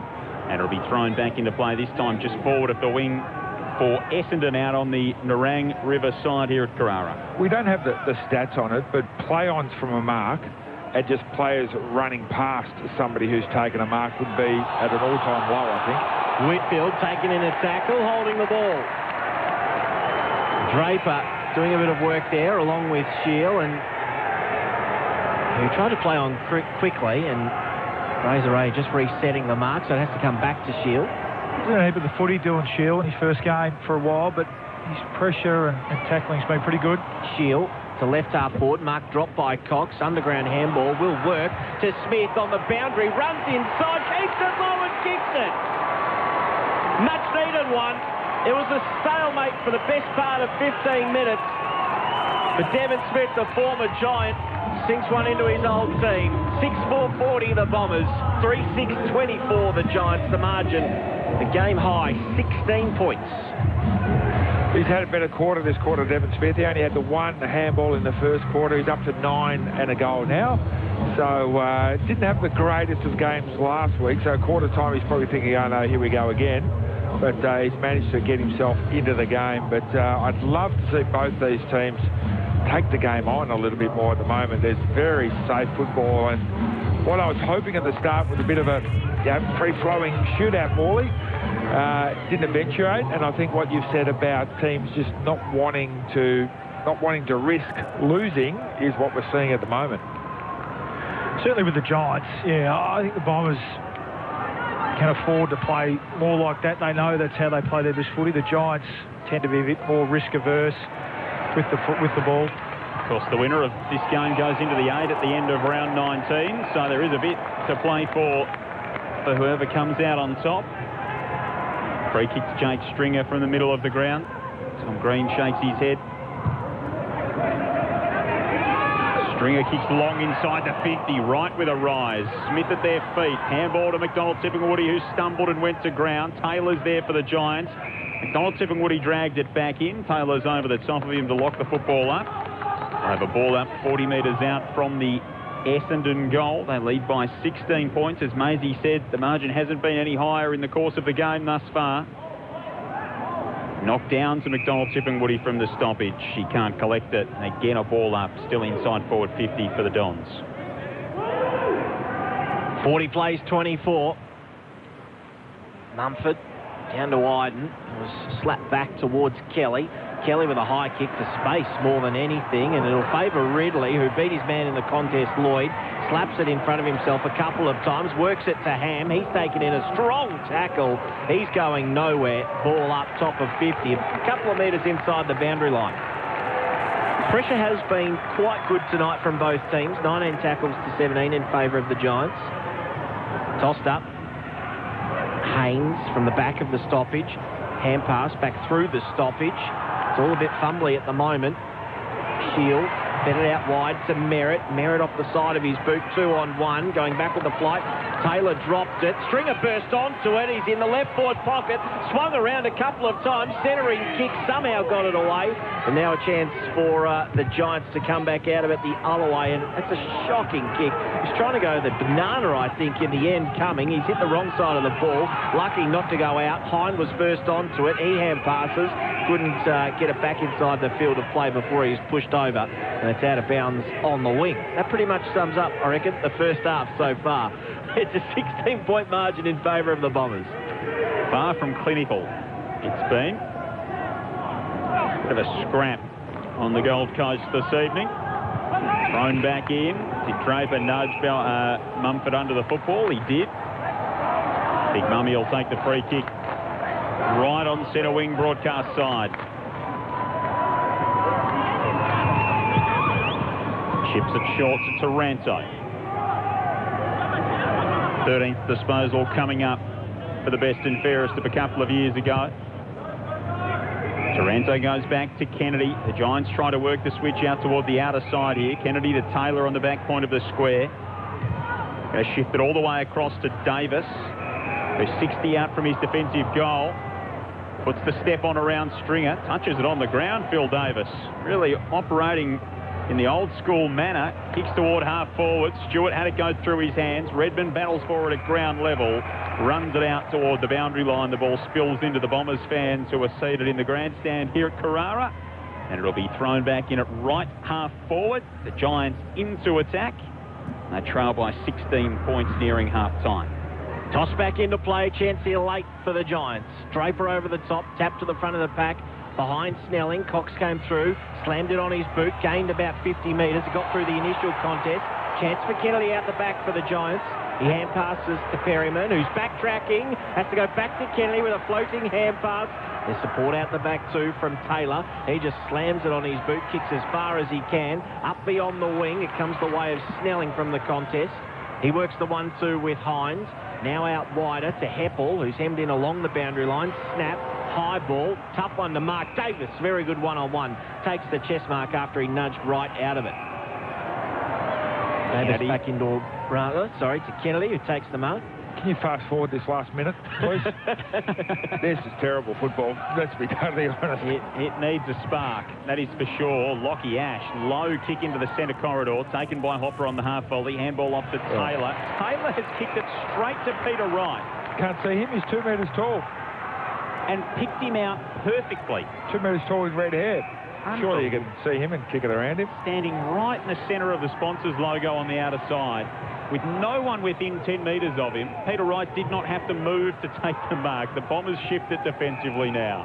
The problem is he gets a turnover on the wing, and now the ball is on the other wing on the other side of the ground going nowhere. Cutler with a couple of bounces, kicks toward half forward. In from the side was Perkins, couldn't mark. Hopper at their feet for the Giants, collects well. Handball off to Lloyd. And now off to O'Halloran, who cuts his kick into the corridor, floats it well over the head of Taranto. And somewhat mercifully, the siren sounds to end the first half. It was a scrappy end to the opening half here at Carrara. And Essendon lead by 16 points, having added 2 goals, 1 in that term. The Giants could only add 1 goal, 2. And it's the Bombers 6-4-40 to GWS 3-6-24 at the main break. All single goal kickers out there this evening. The goals through Parrish, Smith, Zaharakis, Perkins, Stringer and Hooker for the Bombers. For the Giants, it's Lloyd, Hogan and Ward with the goals to half-time, and it's Essendon who lead by 16 points. So an interesting first half in many ways. One of these teams trying to put their hand up to secure 8th spot tonight. Neither have really been too decisive in that opening half. Nathan Burke and Luke Ball, our experts on Grandstand AFL this evening, sum it up for us. What do you think, Bergie? That sums it up pretty well. Yeah, they're playing like Sunday night footy, aren't they? Yeah. A little bit. It's been frustrating. Again, the lack of response from last week, from the Bombers' point of view. I'll talk about the Bombers in terms of their defensive mindset. The Giants have had 65 uncontested marks. So that took them on track for 130. It's just too many. And the Bombers, okay, so they're 3 goals in front, but they need to be thinking about how we're going to play against the best team. If they let Geelong play like this, they'll get beaten by 15 goals or 12 goals. Same with the Bulldogs, same with the other teams at the top of the ladder. So they need to be practicing better habits. At the moment, they're just relying on little acts of brilliance from individuals. Stringer last week, Stringer again tonight. Devon Smith kicks a good goal. Little moments to keep their nose in front. And they're defending pretty well. They're holding up pretty well behind the ball, and that's as much down to the Giants' lack of cohesion from their mids to their forwards as well. But yeah, it's been, well, if you're watching it, you'd say neither of those two teams are playing finals type footy and are going to cause any headaches at all in the finals if they're playing like this. Yeah, if either of these teams jump over Richmond, Freo and St Kilda, those 3 teams should hang their heads in shame, because this is not a battle for 8th by what we're seeing at the moment. And it's not just skill level that we're talking about, it's the game style decision-making that we're seeing. You spoke about Essendon. The Giants, they've got a clear game plan of 62 marks. What have they taken marks? They've taken 65, so 19 more than Essendon. But one of the issues is once they get the ball into an area where they can kick the ball inside 50, it's like they're just so reticent to kick the ball inside 50. The Bombers are keeping their defenders home. And only once we saw the ball get out the back and they actually got a goal. But the Bombers are keeping their defenders home, and the Giants seem to be emptying their forwards out of their forward line. So when they get it forward, they look up, they see 3 Bomber defenders against 1 Giant forward, so then they've got to go backwards and sideways again. So if the Bombers are going to play their defenders that way, well, you have to succumb. You have to go, you know what, you've got us, we're going to keep our forwards home as well. So Hogan, don't get outside 50. Lloyd, you can run up and down a fair bit, but the Himmelberg, I want you around inside 50 as well. So when we're getting the ball forward, because they've got somebody at least a one-on-one to kick to. Let these little fellas do their work at your feet. But at the moment, they're just really scared of kicking the ball inside forward 50 because the Bombers are doing too well. They're certainly kicking it a lot more. The Giants, Bombers kick the handballs almost 1-to-1. And again, that's not a sustainable finals brand of footy. So they need to flip that around. And again, we spoke about it at quarter time. Usually, sometimes that would imply that they're under heat, they're under real pressure. And the Giants dialed it up a little bit that quarter, but they still only had 20 tackles. So that, again, that's not finals type pressure. They averaged 60. Both these teams averaged 60 for the year. So that's, to me, that's flippancy with the footy, not treating it like gold, not putting it on your teammate's chest. There's been some terrible just handball skill errors from the Bombers. And again, we know that things have been interrupted from a training ball, but by this stage of the season, for a team that wants to play finals, they've got to get those fundamentals right. And I expect them to do that in the second half. Again, look at the individuals, man. Zach Merritt's had 16, so he had plenty of the footy. He's had 13 handballs. We keep harping on about it. He needs to be kicking the footy. They want him penetrating. Snelling, seven handballs. Parrish, he's having a tag. He's had Lockie Ash run with him since about halfway through the first quarter, who's done a pretty good job, so he's working hard. He's had 4 kicks and 7 handballs. Devon Smith, 2 and 8. So just like to see those guys being a bit... Stringer's the one, is it? When he gets it, he bursts, he goes forward, he goes direct to the goals, and he penetrates and he kicks it long. 9 kicks, no handballs. No handballs, and metres gained. Whereas the others are just looking for the perfect play, trying to create a bit too much, get the ball forward. When they've done that, they've looked more dangerous and looked more likely to score. Normally when you have a look at a couple of lists, you can pick out the elite kicks, and there's normally 4, 5, 6. For both of these two teams, who would you sort of mark as those elite kicks for both sides? Is that just something that's lacking a little tonight? Yeah, possibly. But that guy we just spoke about, Zach Merritt, we know he is an elite kick. Jordan Ridley's certainly heading towards, if not already, an elite kick. But it's a reasonable point. Yeah, certainly not. They don't have as many at the level as, say, the Bulldogs or the Cats, I think. So that's possibly an element to it. But I think we're still talking more around, not even those precision kicks coming back inside on the 45, just being a bit more direct and penetrating with their ball use. From the Giants' point of view, I mean, Whitfield's been magnificent. He's a great kick. He's had 15 possessions and has kicked it a little bit more and looked to take a few risks by foot.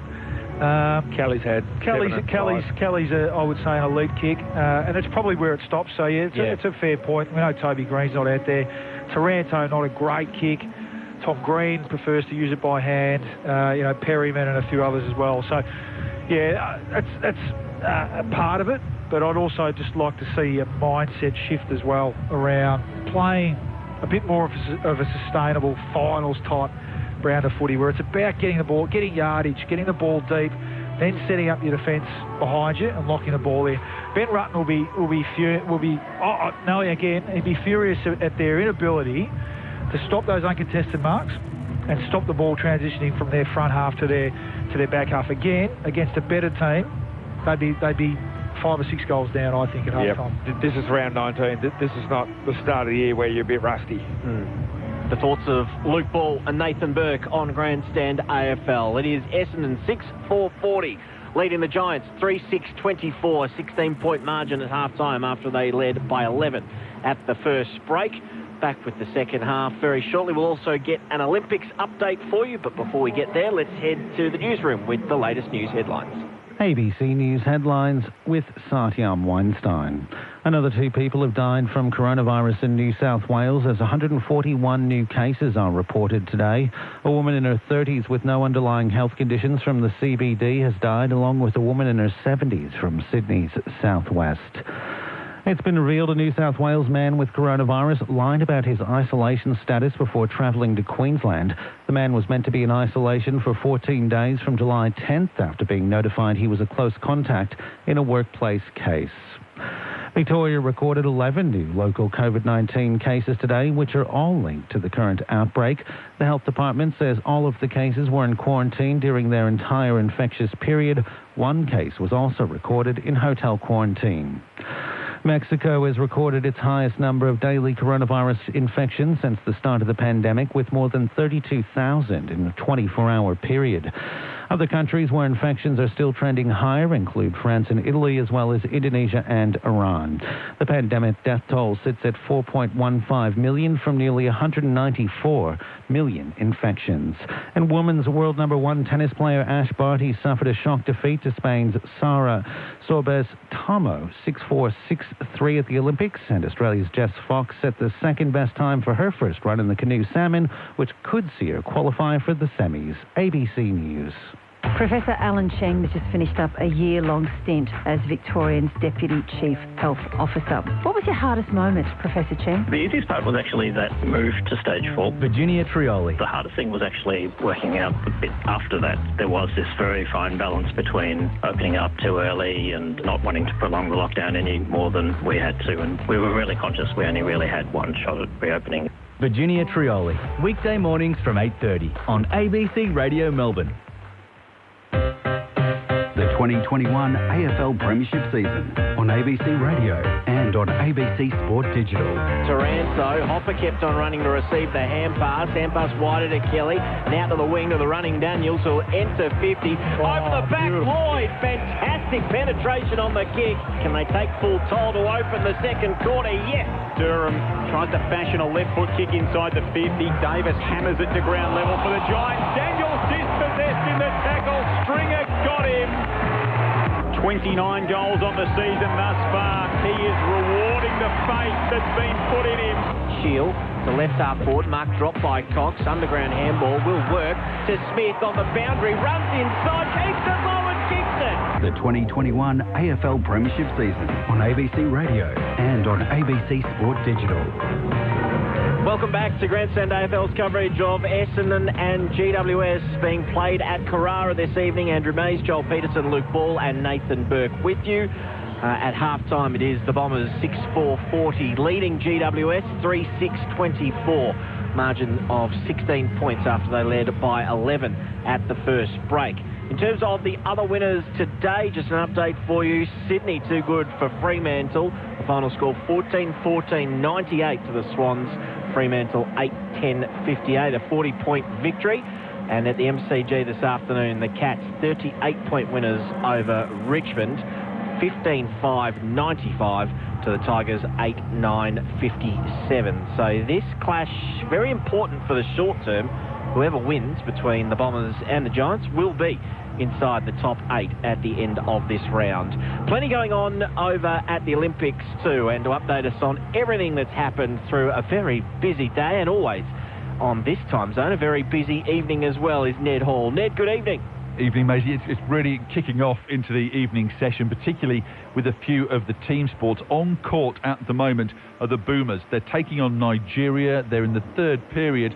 And they're currently leading by 7, 49-42, but there's been a few swings and roundabouts in this match, so it's far from a done deal, but playing well at the moment, particularly Paddy Mills, who is leading the way with 14 points, 9 for Joe Ingles so far as well. So they're in front, but Nigeria battling away and trying to get back on level terms. They're also just getting underway in the hockey tonight as well. The Kookaburras are taking on India in Pool A. So big match for them. They opened with that 5-3 win yesterday against Japan. We'll be looking to follow that one up as well with another win. And in an hour or so's time from now, the Olyroos take on Spain. Upset Argentina the other night. If they can do the same to Spain, that's a huge stride in towards the knockout phase of the competition. And in about 45 minutes from now, the swimming resumes for the evening with some big names in action for Australia. Kicked off by Emily Seabum in the women's 100-metre backstroke. We've got Mitch Larkin in the men's backstroke and Ariana Titmus as well late on in the evening in the women's 400-metre freestyle. And the pool is where things started so well for Australia today. Gold, silver and bronze picked up in the morning session in Tokyo.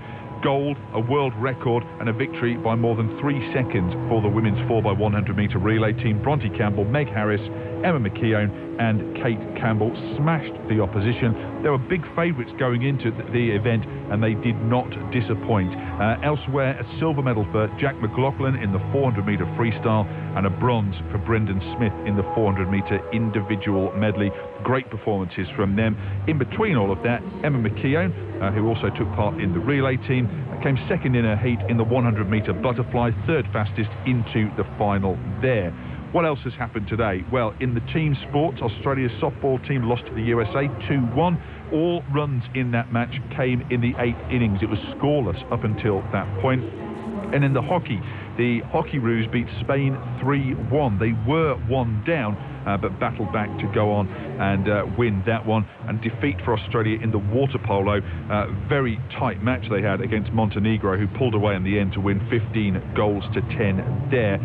Now, disappointing news from the tennis today. World number 1, Ash Barty, out of the competition, as you may have just heard in the news bulletin then. Unheralded Spaniard Sara Sorribes Tormo beating her in straight sets, and also going out in the men's draw, Luke Saville. But winning today, James Duckworth, he beat Lucas Klein of Slovakia in 3 sets, and a big win for Max Purcell. He beat Felix Auger-Aliassime, the Canadian, who was the 9th seed, beat him in straight sets. He progresses to the second round there. There's also been a win for Alya Tomljanovic, who beat the Kazakhstan player Yaroslava Shevdova in straight sets, or actually beat her after Shevdova withdrew in the second set there. We've currently got doubles action taking place as well. Millman and Saville are in action in the first set against Marach and Oswald of Austria, and on the other court it's Ellen Perez and Sam Stosa taking on Ostapenko and Sevastova of Latvia, going with serve in the first set in that one. Good news from the canoe slalom. Jess Fox through to the semi-finals. She was fastest by 3 seconds in her second run, having been second quickest in the first run. Daniel Watkins had a horror run first time down the slalom canoe course, but his second run, he was 8th fastest. That means that he advances to the next stage there. And earlier on today as well, in the quad sculls, the women's quad scull won their heat. They're through to the A final there. That's about all of the action for now. There'll be more to come later on after a few more of the results come in. Ned, that is an unbelievable performance from you. Thank you very much on what has been a busy day at the Olympics in Tokyo. A couple of big shocks, including the world number 1 Ash Barty knocked out of the tennis, but then I might just give a special mention to Brendan Smith, who lives up the road from me too, Nunawading. So great effort by him to get a bronze medal in the pool. So some fantastic stories from Tokyo. The most fascinating thing, I'm a big cycling nut, and just coming off the Tour de France has been fascinating. The men's road race was great yesterday, Richard Carapaz winning that. The women's road race today was a fascinating contest where you had the Netherlands in their team, had basically every winner of the big races so far this year. So Anna van der Breggen, Annemiek van Vleuten, Marianne Vos, who is the best female cyclist ever, and Demi Vollering. They have dominated the women's international cycling circuit all year. They're in the same team in this race. They were ganging up. They let the break go about 12 minutes up the road, thinking, oh, we'll chase this down, we'll chase this down. There's no race radios in the Olympic road race, so they don't know how far the gap is to the break in front. They can't moderate it as they do in the Tour de France and just flick the switch and run them down.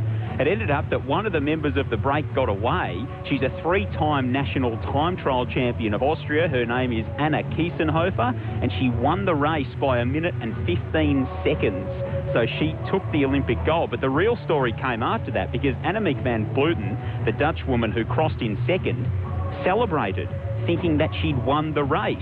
Due to the not having the race radio and not knowing there was another rider up the ground, which or up the course, which essentially meant that's why they didn't chase anyone down, because they didn't know anyone was up there. So she's come across the line, put the arms up, celebrated as if she's won, and she came second. Oh, no. And there were several riders who said that they didn't know that she hadn't won, so they were convinced that she'd won as well. So I think there'll be a bit of a debate about the use of race radios in the Olympic road race at the Olympics, but a fascinating little subplot to one of the main events today in the women's road race. They got to do a lot of numbers, the cyclists, but they're obviously not very good at counting cyclists who get away at the start. Well, there was a big group, I think it was 6 or 7 riders who went up the front, and they had about 12 minutes on a 137-kilometre course, and the Netherlands, with such a strong team, everyone thought, nope, they'll have it covered. and they didn't. And unfortunately for Annemiek van Vleuten, who was leading the road race in Rio when she had a horrible crash, she was on path for certain gold.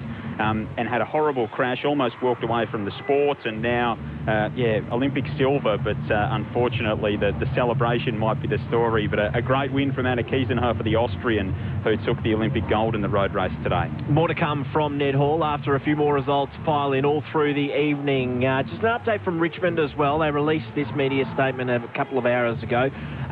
Dustin Martin has been discharged from hospital, so he's going to remain in Queensland as he recovers from that kidney injury. So he arrived in Queensland on Thursday, July 15, 2 days prior to Queensland imposing border restrictions on travel from Victoria. So Dustin Martin to spend a little bit more time as he recovers from that nasty injury. It is Essendon and GWS at Carrara. Essendon with a 16-point lead at half-time. Our experts on Grandstand AFL this evening, Luke Ball and Nathan Burke. Can you see them holding on from here and maintaining that spot in the top 8?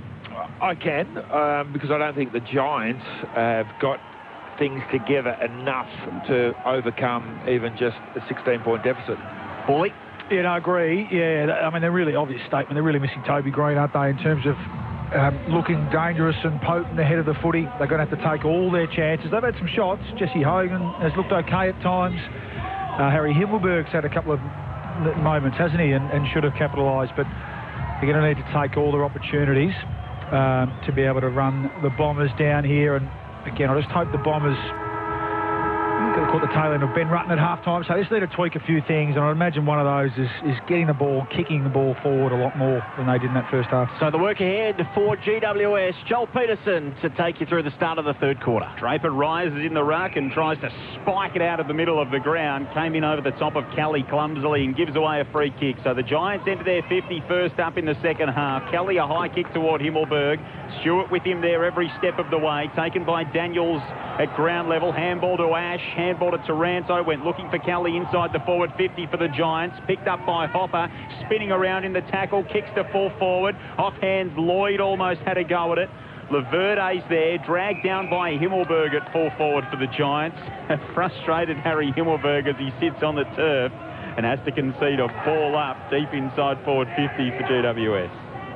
Important stoppage here for the Giants if they can strike early. Mumford palms it down and just sock it off the ground by Lloyd. He misses everything, in fact, to the left-hand side. And it just pitched inside the boundary line, so a throw in next to the behind post. Goal mouth was open, wasn't it? Yeah. The onion bag. Out it was for a open goal. Yeah, the goalie had come out, but sprayed it. Toss back into play. Mumford and Draper again. Draper just punches it over the top of Mumford. Daniels, his kick went about 7 metres. Himmelberg nudged out of it. Ash bursts onto it and kicks the goal. Dream start for the second half for the Giants. The margin is back to 10 points. 4-6-30. Essendon 6-4-40. They needed that one for a boost of confidence at the start of this third term.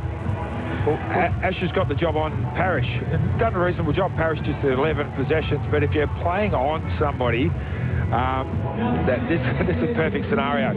You want to get down, you want to get into a stoppage, and you want to get a goal. So Parrish now thinks, I can't just get away from you all the time. Yeah. I have to stop you. Yeah, and he's got to think that, okay, we're 20 metres out from my own goal here. The time for me to go and hunt the ball and get on the move proactive at a stoppage is not now. I've got to respect my opponent, and he didn't. He went hunting the footy, and it was too late by the time the ball got over the back. And we mentioned the open goal mouth at the Daniel Lloyd soccer off the ground for goal. The Bombers didn't want to learn from that and left the goal mouth open again with a forward stoppage deep in their attack, and were made to pay. One of the inclusions to this Giants side, Lockie Ash, includes his name on the score sheet. Breaks a run of 4 of the fast 5 for Essendon. They scrap it forward from the stoppage again, the Giants. Ash marks it. Hands off to Kelly, who eyes the sticks from 55. Kicks to full forward.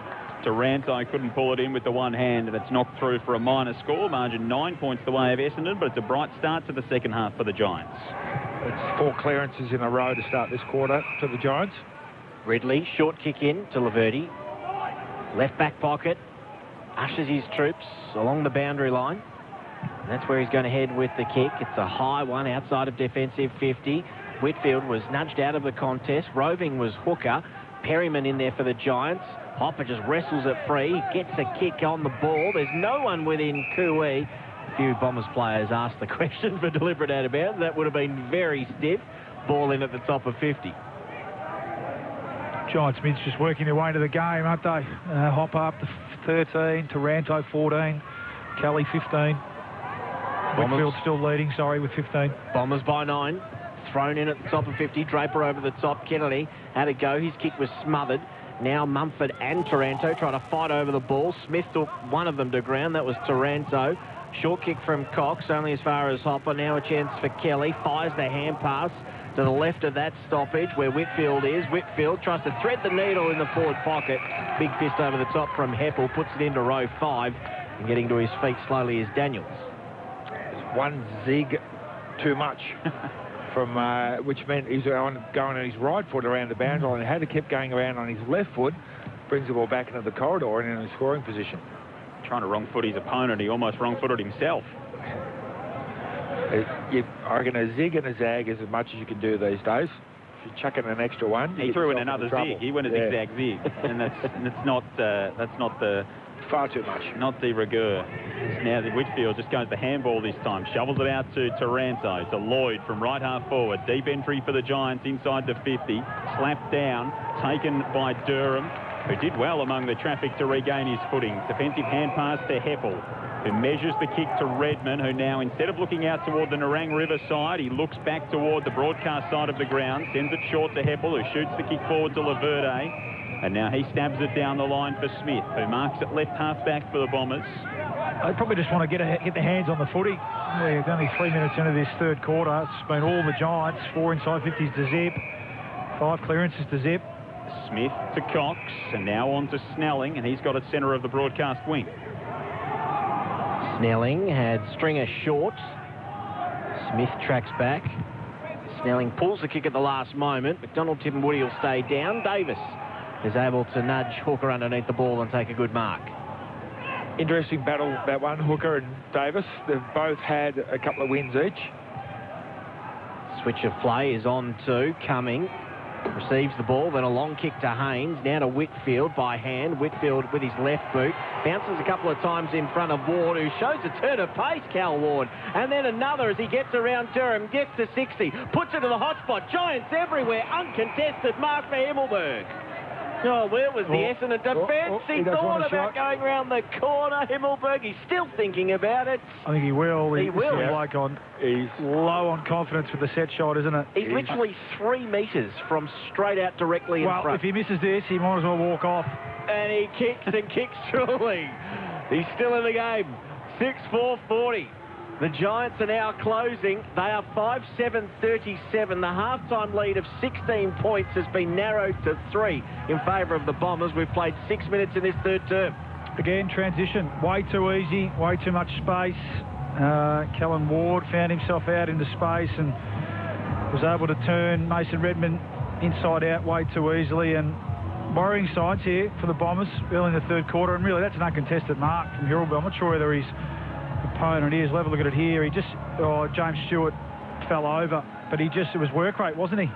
Really good forward craft. He led up, he doubled back, and he just got Stewart through work rate. Stewart, as I said, slipped over.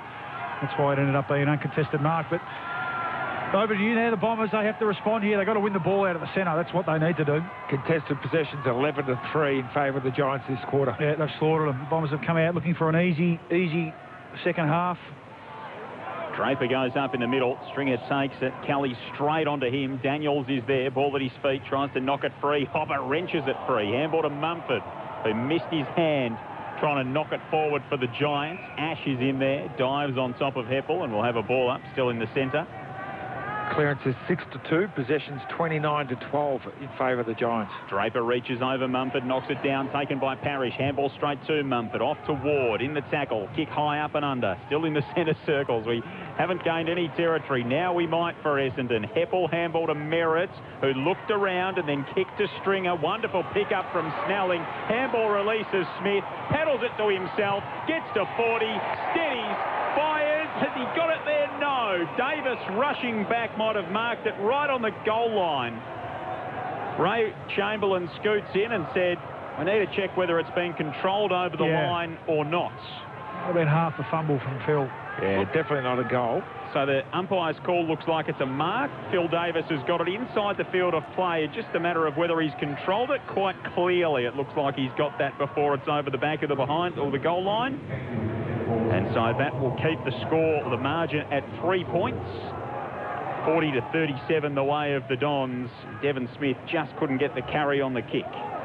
Disappointing, Devon Smith. He was only around 25-30 metres out there and didn't actually make the distance. We've seen it a few times, all to that end as well, to the scoreboard end, that players haven't made the distance from sort of around 40 metres out. They've been under the pump. That's the first time they've gone inside 50 this quarter. To get a goal would have dented the spirits of GWS, which are, at the moment, they're much higher than what the Bombers are. Davis runs around, long kick outside defensive 50. Mark taken by Kelly in front of a big pack. Just working harder, starting in the middle. The Giants' gun mids are right on top at the moment. Kelly, long kick. Ridley was taken down in the end, perhaps without the ball. And then Hogan fell into the back of Heppel. Heppel looking inboard, attacking kick here, opens up things. It was going to be a free kick anyway. Redmond took the mark. Off to Ridley by hand, straight through the middle of the ground. He flares it out wider still. Durham takes it. Parrish is leading to space. That's where he heads with a chip over the top. Parrish looking inside 50. Long kick, rather low. Snelling will have to fly. One arm at it, didn't take it. Zaharakis roves. His hand pass is knocked down. Ash had a go. Now a second attempt. Hand passes to Green, who pulled his hand pass at the last moment and then got it out to Perryman. They're able to work this through hands to Whitfield, who rather casually on the left flares it out wide to Reed. In fact, it's O'Halloran. O'Halloran kicks low down the line. Oh, Daniels left it behind. Let Laverde in. Now Perkins tackled. Brent Daniels got him, made up for the error. And the smaller 16 proved the stronger on that occasion.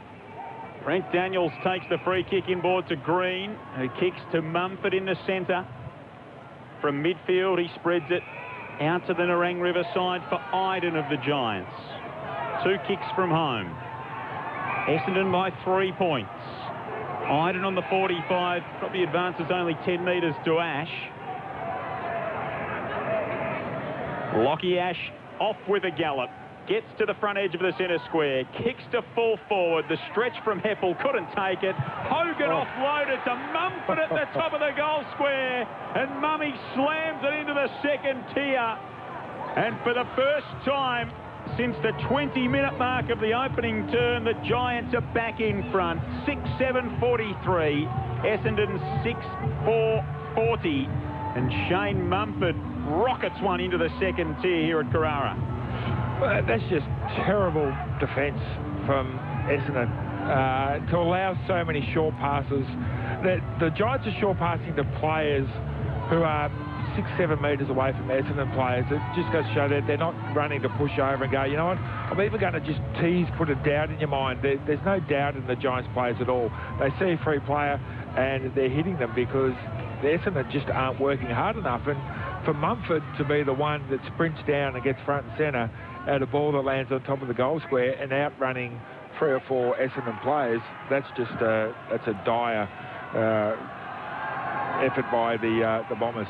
Just his second goal, Shane Mumford, since round 22, 2017. He's not a big goal kicker, his mummy, so that's why I enjoyed that one. Shield with the clearance, burst inside 50 for the Bombers. For the instant reply, misses to the right-hand side. One behind. Margin cut to 2 points in favour of the Giants after 12 minutes in this third quarter. Giants bring it in through Cumming. Finds Perryman. They nurse it outside the defensive 50. Davis has got it.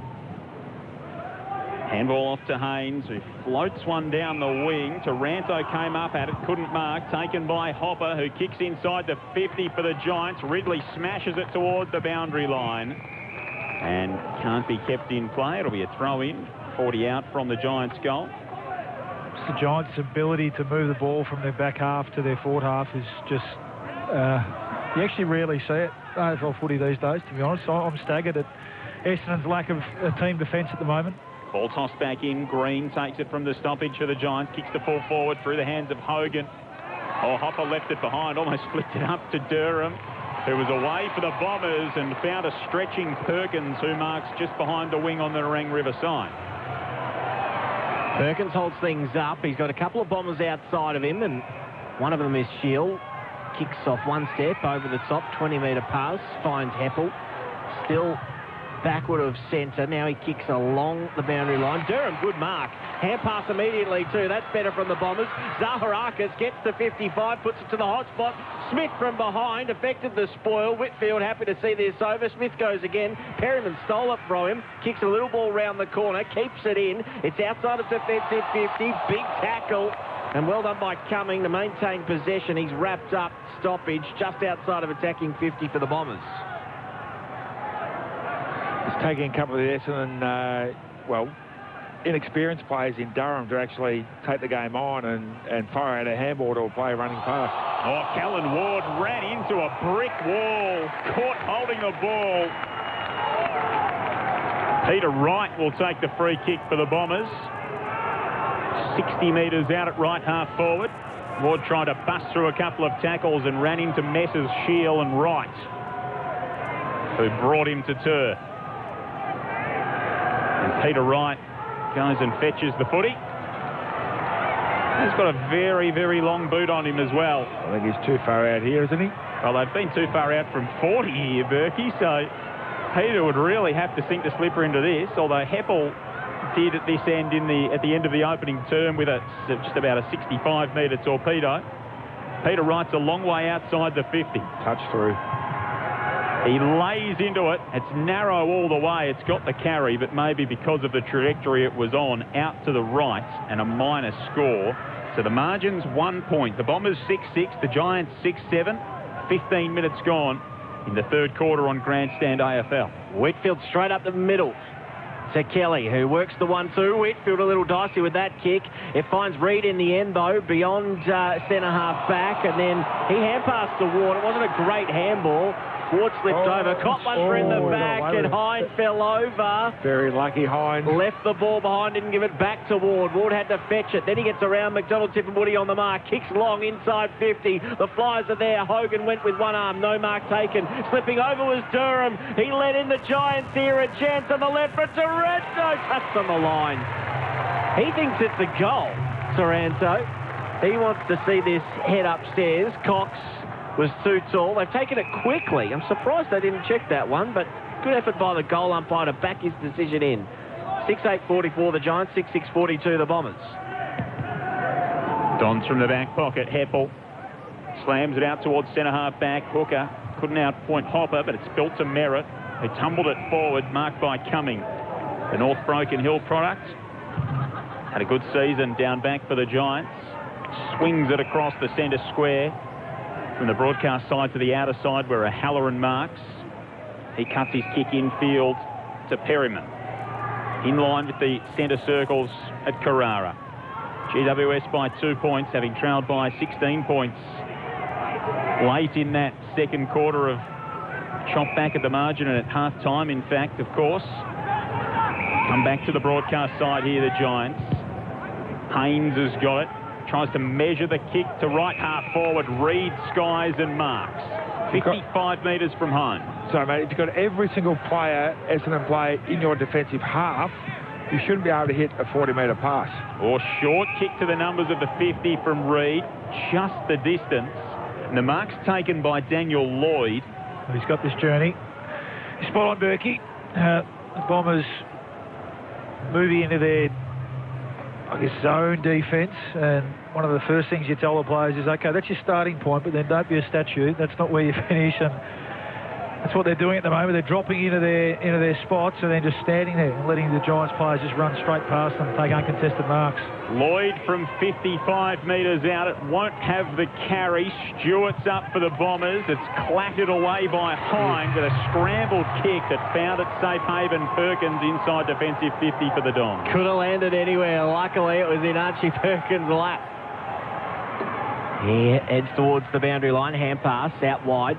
Ridley, short, good kick. Finds Heppel, almost 50. Bit of attention late there. Whitfield, I'm going to just jarred something as well. He's not moving all that freely. We'll keep an eye on that for you. Good mark by Wright beyond centre wing. A chance here for Essendon to load up. Wright out wide. Hugs the boundary line. Finds Cox. So this is the kick that will count. Where can Nick Cox go? He's going to go backwards. Short pass. He's okay to find Heppel. Still in between wing and right half forward. Heppel loads up. This one's inside 50 to the pocket. Flyer at the back. Wright got one hand to it. Hooker was there as well. It's punched over by the Giants defence for a boundary throw-in. 6-8-44 GWS, 6-6-42 Essendon. Andrew Mays, Joel Peterson, Nathan Burke and Luke Ball with you on your Sunday evening. Dyson Heppel with a game-high 24 disposals for the Bombers. The throw-in missed them all, taken by Snelling up and down the mine shaft. Inside to 50, Kennedy, great mark. Never took his eyes off the ball, and he really does. He's such a courageous player, Adam Stood Kennedy. under the high ball with a couple bearing down on him and clutched it to his chest. Shifts it to Whitfield and now to Perryman. Taranto left the handball behind. He let in Cox, who's off with a bounce, gets to 45 and hits the post. 3/4 of the way up, Nick Cox strikes the woodwork. It would have been an almighty bit of thievery had he capitalised on the opportunity. Margin again 1 point the way of the Giants. Short kick to Ash in the right back pocket. To Wyden, who's still just outside his defensive goal square.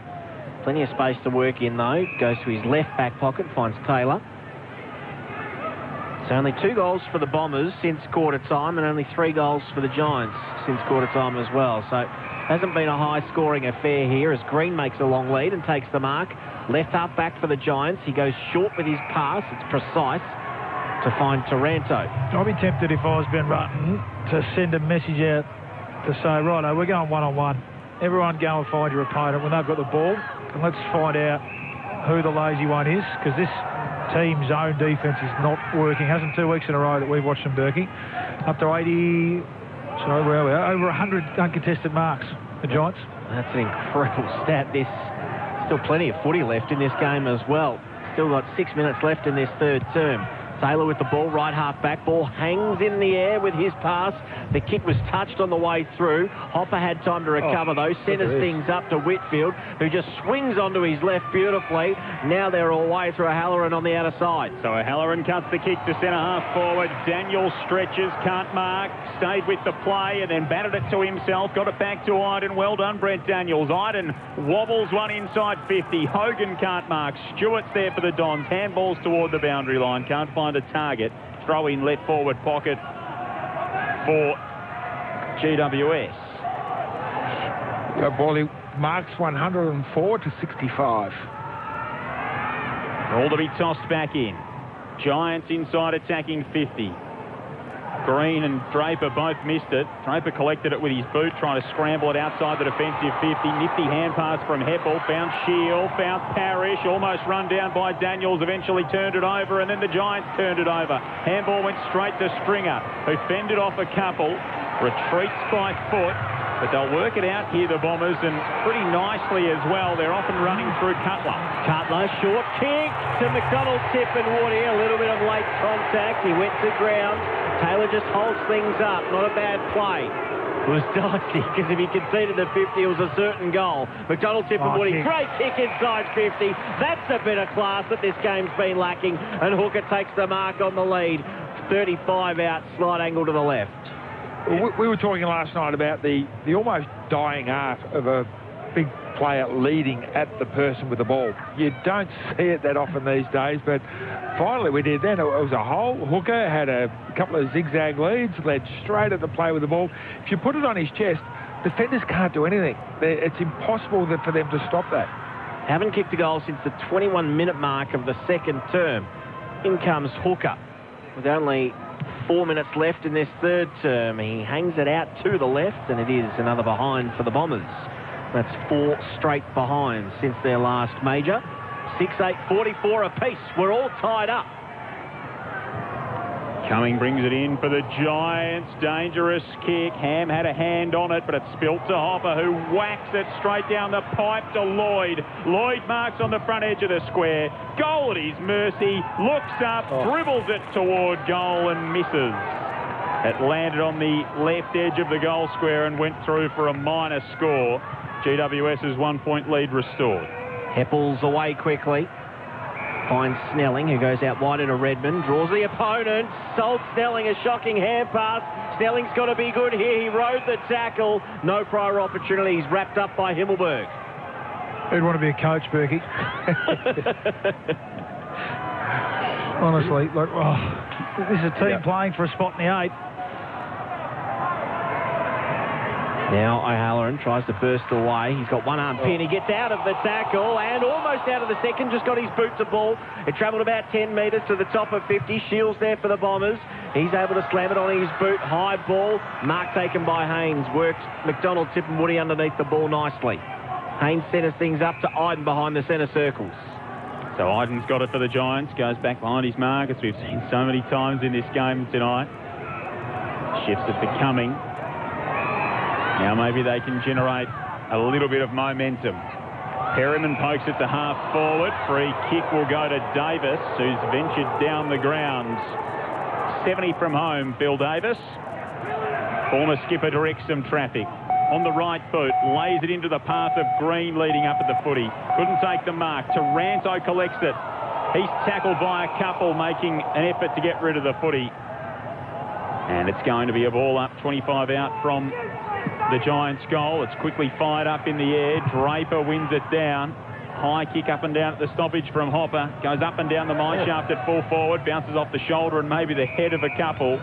Lloyd was the first with a touch on it, then laid the tackle on Cutler, and a ball up at full forward for the Giants. Draper and Munford again. Munford missed it. Is it a free kick? Which way is it going? Yeah. Going to Draper. Block in the ruck. Geez, the Bombers mids are gone missing this quarter. Parrish 2 possessions, Merritt 2 possessions, Shield only 4. Draper hand pass to Hind, who wanted to get on his bike, had no one to kick to, so had to go back to the goal square to Heppel, who kicks it out of bounds on the full. This could be a costly error deep into the third term. Quick kick inboard and Himmelberg takes the mark. 30 out, 45-degree angle to the right. Football's not fair if the Bombers win this and end up with a spot in the 8. They get a prize for actually playing like this. So Harry Himmelberg, 1 goal 2 this evening. He went around the corner from just about directly in front, so not a lot of confidence in this approach. He'll kick from about 35 metres out. Comes in Himmelberg and he misses. 1 behind. 6 goals 10 now, GWS 46. Essendon 6-8-44. The margin 2 points.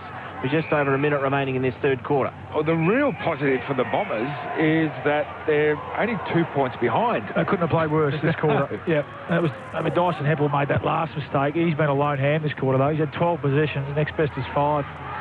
He's been doing it all, Heppel. Hind drives it outside the defensive 50, and it's stumped over by Hooker. It'll go out of play for a throw-in just behind the wing. Out on the Nerang River side of the ground. GWS with 3 goals 4 here in this term. Essendon with 4 behinds. Margin 2 points the way of the Giants after they trailed by 16 at the half. Whitfield from the stoppage. Retreats by hand to Cumming. Short to Davis, who went shorter still to Taranto, not 15. So Cumming has another go. This time a low kick is better and finds Perryman, who slides in right on halfway. Hogan, in fact, it is with the footy. Jesse Hogan's got it adjacent to the centre circles. Drops it on the right boot, sends it to left half forward. With a run, Taranto couldn't pull it in. Stewart's there for the Bombers. Kick tumbles along the boundary line out toward Perkins, who was adjudged to have been close enough to it by Razor Ray that wasn't deliberate. It'll be thrown in out on the outer wing. Giants by 2 points, closing in on three-quarter time. Had 8 behinds between the teams since the Himmelberg goal at the 6-minute mark of this third quarter. Halloran comes away with it, kicks it into the man on the mark, then gets tackled, drop the ball, play on. Whitfield bursts onto it. Here's a bit of class as he goes inside 50, off the outside of the right boot, and he finds Hogan in plenty of space with 3 seconds left on the clock. Ben Rutten will have his head in his hands. Class does stand out, doesn't it? But Whitfield's just zigzagged his way through, picked it up really cleanly. and was able to spot a target on the fat side of the ground, kicked it on the outside of his foot, and hopefully Hogan does the right thing and rewards him with a goal. One goal won this evening for Jesse Hogan. 35 out, slide angle to the right. He comes in and makes them pay right on the three-quarter time siren. GWS kicked 3 goals to nothing in that third term to turn around a 16-point deficit at half-time. They'll go into the last quarter with an 8-point lead, making the Bombers pay late in that third quarter. So at three-quarter time, the Giants 7-10-52, leading the Bombers 6-8-44. The goal kickers, Hogan with 2, including that one on three-quarter time. One to Himmelberg, Lloyd, Ash and Mumford for the Giants, also Ward. And for Essendon, 1 each to Hooker, Parrish, Perkins, Smith, Stringer and Zaharakis. So some sort of turnaround in that third quarter. Could have been a lot worse too for Bombers fans. Don't worry, your team's still got a fighting chance in this one, down by 8 points at three-quarter time. You're listening to Grandstand AFL on ABC Radio, ABC News Radio and ABC Sport Digital. Now, where was I up to in Wakefield? Wait, I can set up a free ABC account. Charlie, Pickering, too easy. So soon, when we open iView, we'll be asked to create an ABC account. You'll still get all the same great content that's already on ABC iView, and you'll get recommendations based on what you watch, so it's easier to find the content you love. For more information about your free ABC account, head to abc.net.au/ABC account. The 2021 AFL Premiership season on ABC Radio and on ABC Sport Digital. Toss back into play. Mumford and Draper again. Draper just punches it over the top of Mumford. Daniels, his kick went about 7 metres. Himmelberg nudged out of it. Ash bursts onto it and kicks the goal. Dream start for the second half for the Giants. Cumming receives the ball, then a long kick to Haynes, now to Whitfield by hand. Whitfield with his left boot, bounces a couple of times in front of Ward, who shows a turn of pace, Cal Ward. And then another as he gets around Durham, gets to 60, puts it to the hot spot. Giants everywhere, uncontested mark for Himmelberg. Oh, where was the Essendon defence? He thought about going round the corner. Himmelberg, he's still thinking about it, and he kicks and kicks truly. Iden on the 45, probably advances only 10 metres to Ash. Lockie Ash off with a gallop. Gets to the front edge of the centre square. Kicks to full forward. The stretch from Heppel couldn't take it. Hogan offloaded to Mumford at the top of the goal square. And Mummy slams it into the second tier. The 2021 AFL Premiership season on ABC Radio and on ABC Sport Digital. Win and you're in. That is the task ahead of GWS and Essendon tonight. The question is, who will sit inside the 8 at the conclusion of this round? GWS 7-10-52, leading the Bombers 6-8-44. Andrew Mays, Joel Peterson, Luke Ball and Nathan Burke with you. 1 quarter to go. Burkey and Bawley, who can you see coming out on top? When I reckon half an hour ago, you probably both thought Essendon, who were comfortable enough with a 16-point lead. A big turnaround in that third quarter. Yeah, well, as bad as the Bombers were, the Giants were great, Berkey, and they started it in the middle of the ground that first 5 minutes. Their gun players were dominating around the clearances and the contested footy, and the numbers looked terrible for the Bombers for the quarter. They had 45 more possessions, the Giants, 21 more marks, so nothing changed after the half-time break. They were still able to control the ball, to work their way through a pretty ordinary Bombers team defence. Again, the amount of times they've been able to work the ball from their back half to their front half to have a shot at goal is alarming, really, from the Bombers' point of view. But started around the contest, plus 10. They just slaughtered them in the middle of the ground. So the Bombers mids need to look each other in the eye and say, what are we going to do about it this quarter? Because it was a domination from the Giants. They all got involved. I mean, Whitfield had 12, Hopper got going 9, Green 7, Taranto, Kelly. They all had a say. At the other end, it was Merritt and Parrish, pretty well held. So, as you said though, the positive is that they're still in touch. They're still only a goal and a half behind. Where when you look at the numbers, that quarter it should have been more than a 4-goal to zip quarter, really, from the Giants' point of view. That says more about how they haven't been able to capitalise on their good work. But I mean, they are a young team, the Bombers team, but you'd hate to use youth as an excuse in the position that they're in at the moment. They need to, as I said, you'd almost, Ben Rutten to be tempted to say, right, for this quarter, there's 18 on 18, you've all got an opponent. When they get the ball, go and put your arm across your opponent. No more dropping into this zone, because we can't stop them taking our contested marks. Go and put your arm across an opponent. We'll see who doesn't want to work defensively. It's almost got to that stage, I think. Yep. They need to get their hands on a Ham, 0 possessions, Merritt, 2 possessions, Zaharakis, 2 possessions, Stringer just the 1, and Parrish just the 2, with Lockie Ash doing an outstanding job on him and kicking a goal himself. So that's a move that the coach pulled that is absolutely paying dividends. So look, this game's up for grabs.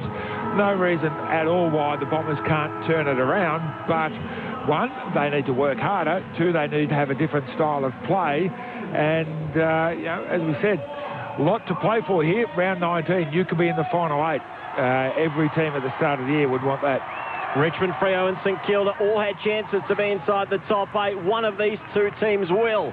We'll know in about half an hour's time. Ward with the clearance. He's tackled strongly, and a ball up will ensue after the original ball up. The Giants hold an 8-point lead in this one. Mumford just takes it out of the ruck to Kelly. Hand pass while in midair to Hopper. Scrubbers a kick up towards half forward. Taranto, nice turn, almost back into traffic. He snaps it inside 50. Good mark taken by Laverty. Outmarked Lloyd on that occasion. It's almost like when you go to the pub and they have the raffle for the meat tray and you have to be there to still win the raffle, and everyone's left. So St Kilda, Richmond and Freo, they've all left.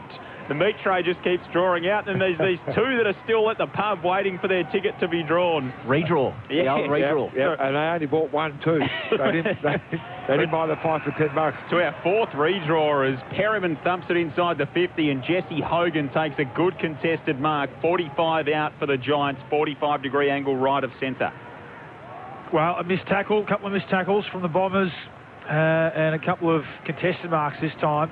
Jesse Hogan just protecting the drop of the ball there, using his body well and taking a good mark. He's looked pretty good, really. He probably could have had 3 or 4, so let's see if he can finish off his work here.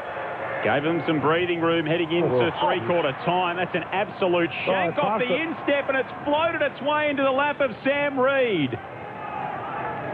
It's come off the inside of Jesse Hogan's ankle, wobbled its way across the face of goal, and Sam Reid's ended up with it in the left forward pocket.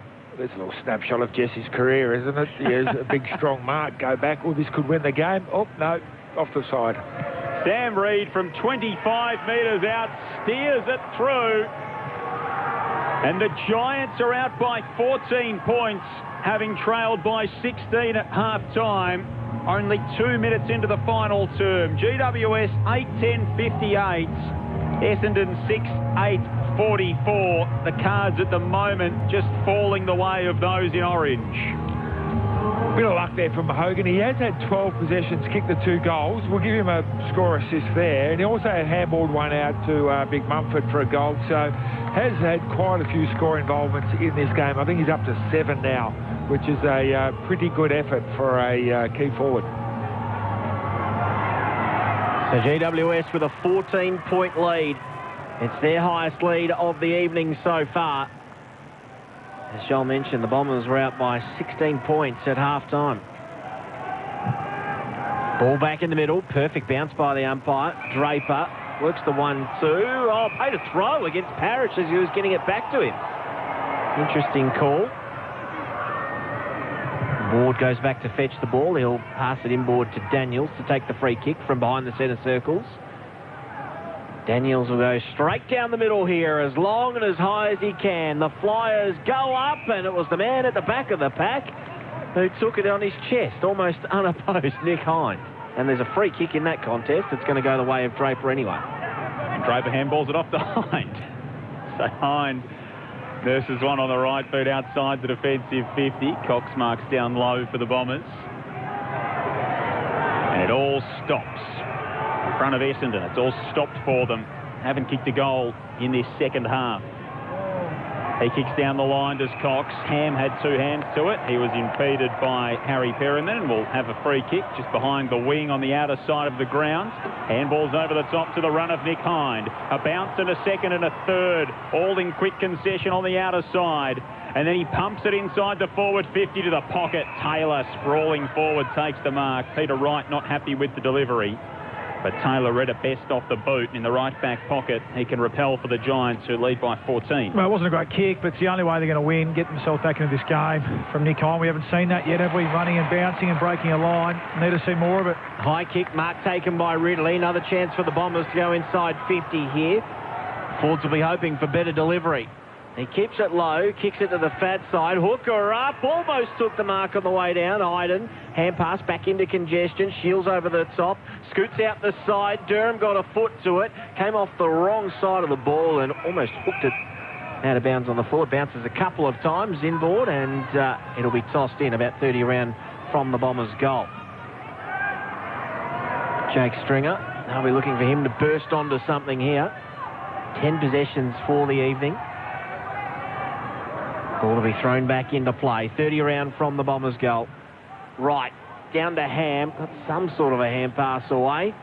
Maybe not one at all. And then trying to rip it away from him. In the end was Perryman. It was yanked away from him, but not before the umpire had called for another stoppage inside 50. They go right, controls it down. Cox did the roving. Kick was smothered. Wright dives back in on top of it for the Bombers. Free kick going against Big Peter. Not too sure about that one. To Lockie Whitfield. Coming up for disposal, number 28, Lockie Whitfield, kicking it at 90%.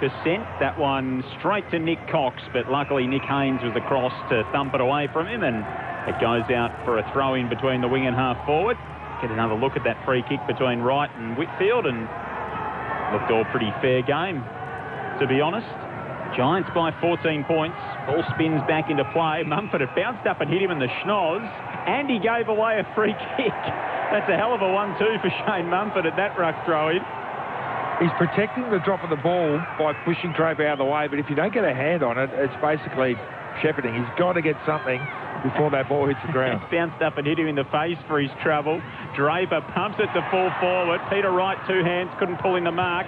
Stringer tries to bustle his way through the pack. Got a kick away out toward Perkins. He had it knocked out by Reed. Going through Kennedy for the Giants. Perryman handballs outside the defensive 50. Clears the immediate danger. Lloyd had a go. Cox picked up. Redmond might have been held without it. Bruins shows them a clean pair of heels and chips short to Mumford at half-back. Mumford back inside defensive 50 to Whitfield, who's called to play on immediately. Finds a bit of space and a bounce. Runs around Smith. Smith kept on chasing. Forced him to hand pass hurriedly. Now to Green. Green, long kick around the boundary line. One-on-one up forward. Losing his feet at the inopportune time there was Redmond, but luckily enough it bounced over for a boundary throw-in. Got to sniff the Giants, don't they? They're just harder and tougher at the moment.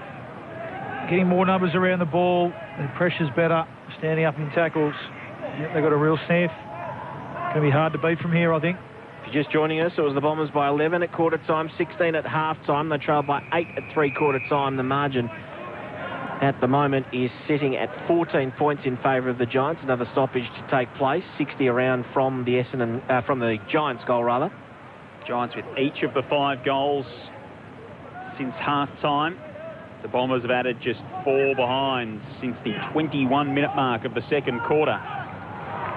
Perkins comes away with it from the throw-in. Takes a bounce as he marauds down the broadcast wing, then cuts in field. Saunters toward half-forward, kicks inside the 50. Stringer arrives against 2 Giants. Brought it down. Hooker goes to ground, stands up, gets his right boot to it, hooks it to full forward and Cox. Ward rushed him late, gave away a free kick. And Nick Cox, arms outstretched above his head, wins a free for the Bombers. He'll have a kick from 25 metres out to find their first goal in a long while. Well, certainly need this one, but you don't have to do a lot these days to get a free kick in a marking contest, totally honest. So Nick Cox has played every game in his debut season. The number 8 pick at the draft last year, and such a sensation in Don's colours this season. big moment here. And the kick is every bit good enough. And the Bombers are just hanging around. Margin back to 8 points. 7-8-50 Essendon. The Giants 8-10-58. Much like Essendon couldn't do earlier in the game, the Giants just can't put the Bombers away at the moment. Just having a look at a good bit of clearance work from Archie Perkins up on the wing. I liked how he cut back towards goal and went a bit more direct. He could have kept going wider. And Hooker getting involved. A pretty good centering kick. I think he had a look too, giving the benefit of the doubt there. It was really 1 of 3, wasn't it? 3-on-1. So the Giants defence breaking down there. So crucial goal, obviously, for the Bombers. Let's see if they can get a centre clearance. We know that as the game goes on, centre clearance has become critical as fatigue creeps in. So let's see if they can get 2 in a row. Back in the middle, 8 points the margin in favour of the Giants. Winner in the 8 tonight. Both ruckmen go up at it. Daniels emerged with the ball. He was able to scrubber a kick about 20 metres forward. Stringer's first there for the Bombers. He hooks it back around his body beyond centre wing. Durham had to be clean. Just lost it at the last moment. Ham in over the top. Sliding in. Or is the Giant at the bottom of that pack a little lucky not to be called for holding the ball? The stoppage forward of centre wing for Essendon. Cale Hooker receiving some attention on his right shin at the moment on the interchange bench. There the sub has been enacted so far. Ward emerges from the pack. Kick laterally is a good one to find Kelly, who can go back. Been able to do that well, haven't they? Just find a mark, take the sting out of the game, and then they drop into their uncontested mark game. Kelly, long kick around the boundary line to about 60 out. Ridley, good mark. Contested mark. I think he was going to get the free kick anyway. And he takes the mark about 60 out from the goal that he is defending. It's an 8-point margin in favour of GWS at this stage. Those unused subs, Riccardi for GWS and Guelphy for the Bombers. Ridley kicks to the AFL logo. No mark taken. Kelly had it off hands. Went looking for Whitfield, who missed the big soccer opportunity and then got it back to Kelly, who threw it on the boot to centre-half forward. Back with the flight, Ward. Coming the other way, Hogan. Taranto took it off hands. Got it out to Green. Outside of the boot, the check side to fall forward. Stewart got rid of Himmelberg and read it nicely off the boot. Takes the mark in the left back pocket for Essendon. See if they can go the other way, the way the Giants have been able to so far tonight. Stewart chips short to Redmond. Redmond's going to come back across the goal face toward the broadcast side. A couple of bounces, and then he chips it short and finds Smith inside the defensive 50. Smith almost mown down, got his kick away. Great work by Draper to show a bit of a turn of foot in there in the middle. Got it to Parrish. Hand pass to Laverty, goes around the boundary line to right half forward. Mark taken by Durham. Oh, he had to keep going. One-on-ones ahead of the ball. Could have given it to Draper, who's still in space inside, attacking 50. Now, Zaharakis has taken the mark. 2 kicks from goal. Has a few players running laterally. He's just going to put it to the hot spot. One-on-ones everywhere. Over the head of Wright. Ham came through, couldn't grab the ball. Perryman on hands and knees. Ham grabs him. It's going nowhere. Stoppage 20 metres out, directly in front, out of zone, umpire free kick. Or is it a blood rule? It's a blood rule. Draper. Jesus, it's a dangerous thing when there's a few umpires involved and you hear the whistle and you don't know where it's coming from directly in front. Draper comes to the boundary just to get a little bit of blood cleared up. So up it goes. O'Halloran's there for the Giants, tackled by Parrish, who locks the footy in. Ball forward for Essendon, they trail by 8 points. GWS have held sway for much of the second half. Wright tries to hook it behind himself. O'Halloran's kick ricochets off a teammate. Hopper to Whitfield, Green to Whitfield, back to Green. Now the handball loops over the top to Callan Ward, who cuts the kick on the diagonal, looking for Kelly. Pinched by Merritt, pokes it to the pocket. Smith marks. Zach Merritt runs interference, and Devon Smith from the left forward pocket will have a shot 35 out. Just a mistake, wasn't it? A poor option from Kel Ward, I think. They've certainly worked hard. They've worked hard and they've spread harder from the contest, the Giants, and you can just see Whitfield running hard for some overlap run, but he tried to be a bit cute there, Kel Ward, in your back half. Should have played the percentages, and Merritt was good enough to find Smith. Devon Smith kicked 100 goals in Giants colours. He can't nab an important one here. It starts left and fades back. It doesn't come back enough to the right.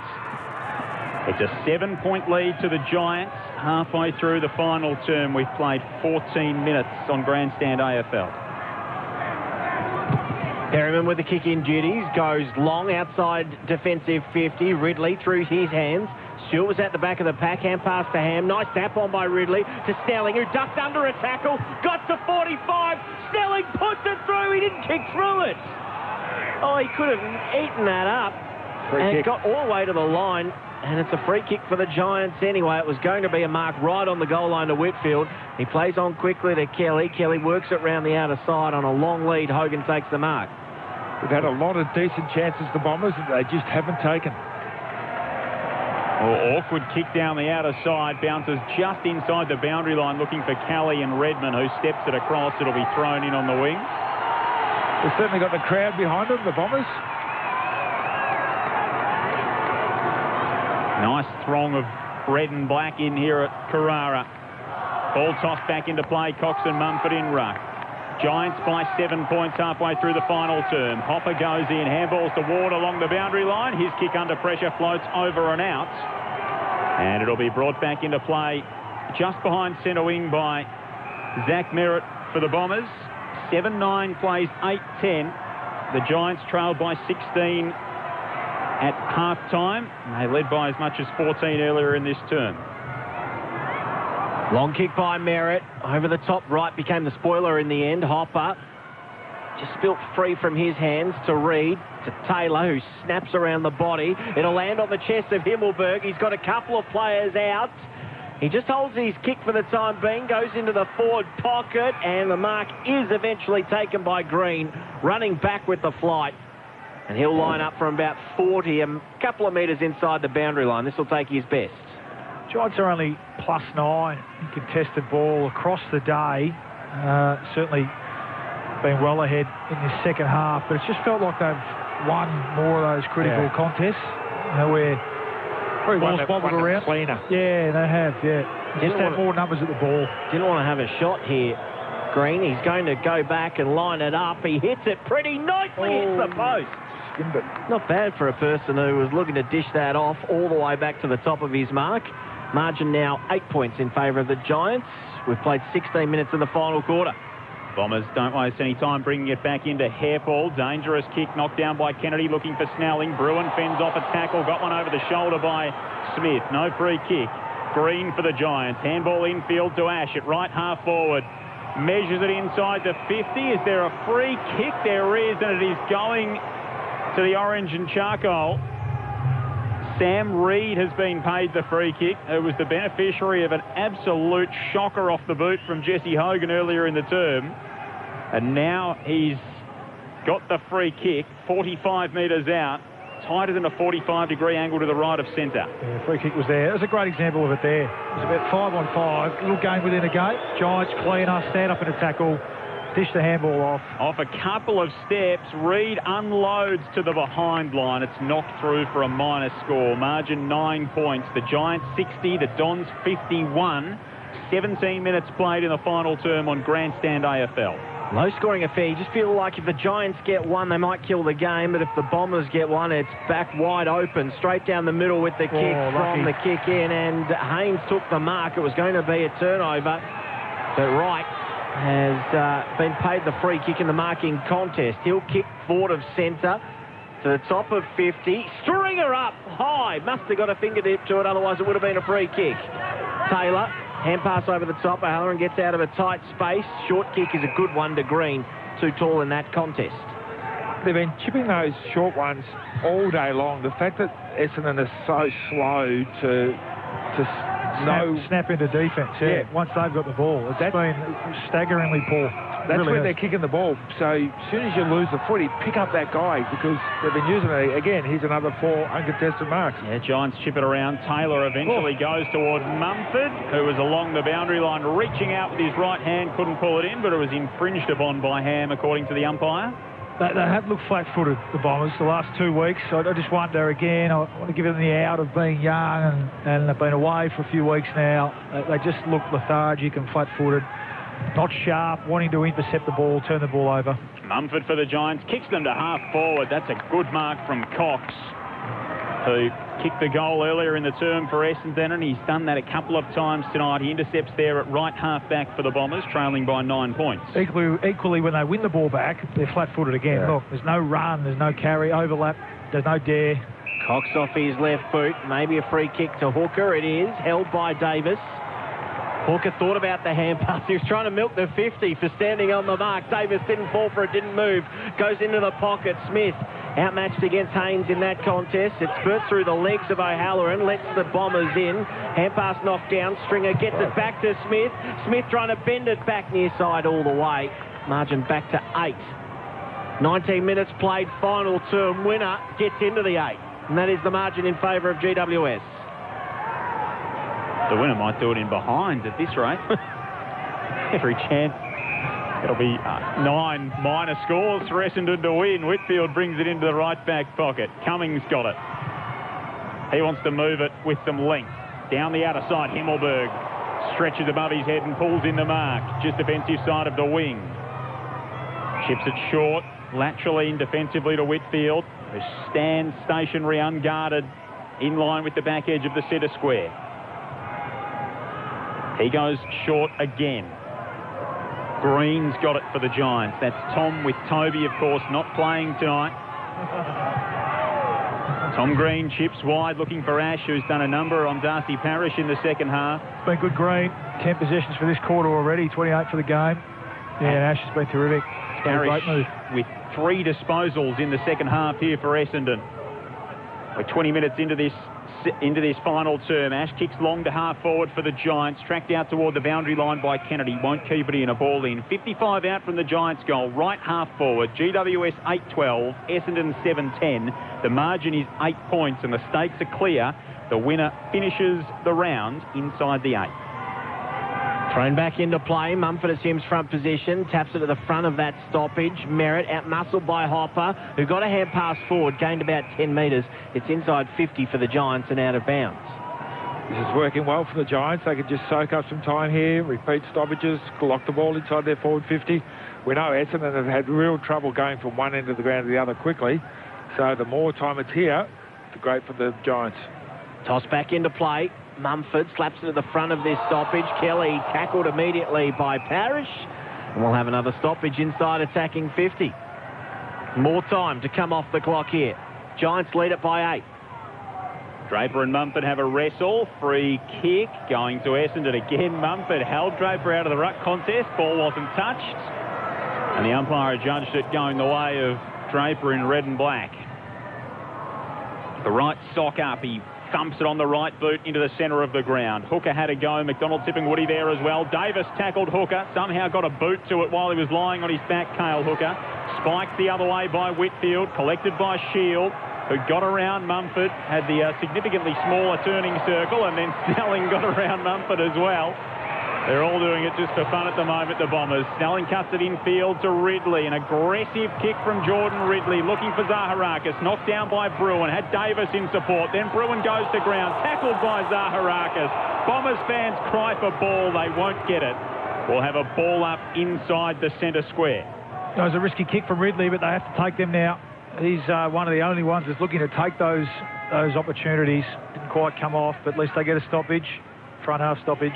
23 minutes played, final term. Giants lead it by 8. From the stoppage, Perriman receives the hand pass. Short kick. It was a one-on-one. He overhit it, and it favoured Stewart. So the Bombers can get back through the middle here. Stewart to Zaharakis, who is all open. He gets to a couple of kicks out from goal and goes straight up the middle to Stringer on a hard lead. Stringer to line up from 50 out directly in front. Well, one of the first times we've seen Essendon actually switch the ball into the middle and then take off. Actually get the ball inside there quickly. Normally, when Zaharakis would get that ball, he'd go sideways. Stringer to bring the margin back to 2. He lines up from just outside 50, lays into it, and he's kicked it awfully It doesn't even make the distance. It looked destined for out of bounds on the full. Fell inside the forward pocket and out for a boundary throw-in. Well, they can't win this, the Bombers. I know there's 3 minutes to go and only 8 points down, but you can't play like this and win the game. Needing a birdie, standing on the 18th tee and hooking it into the rough.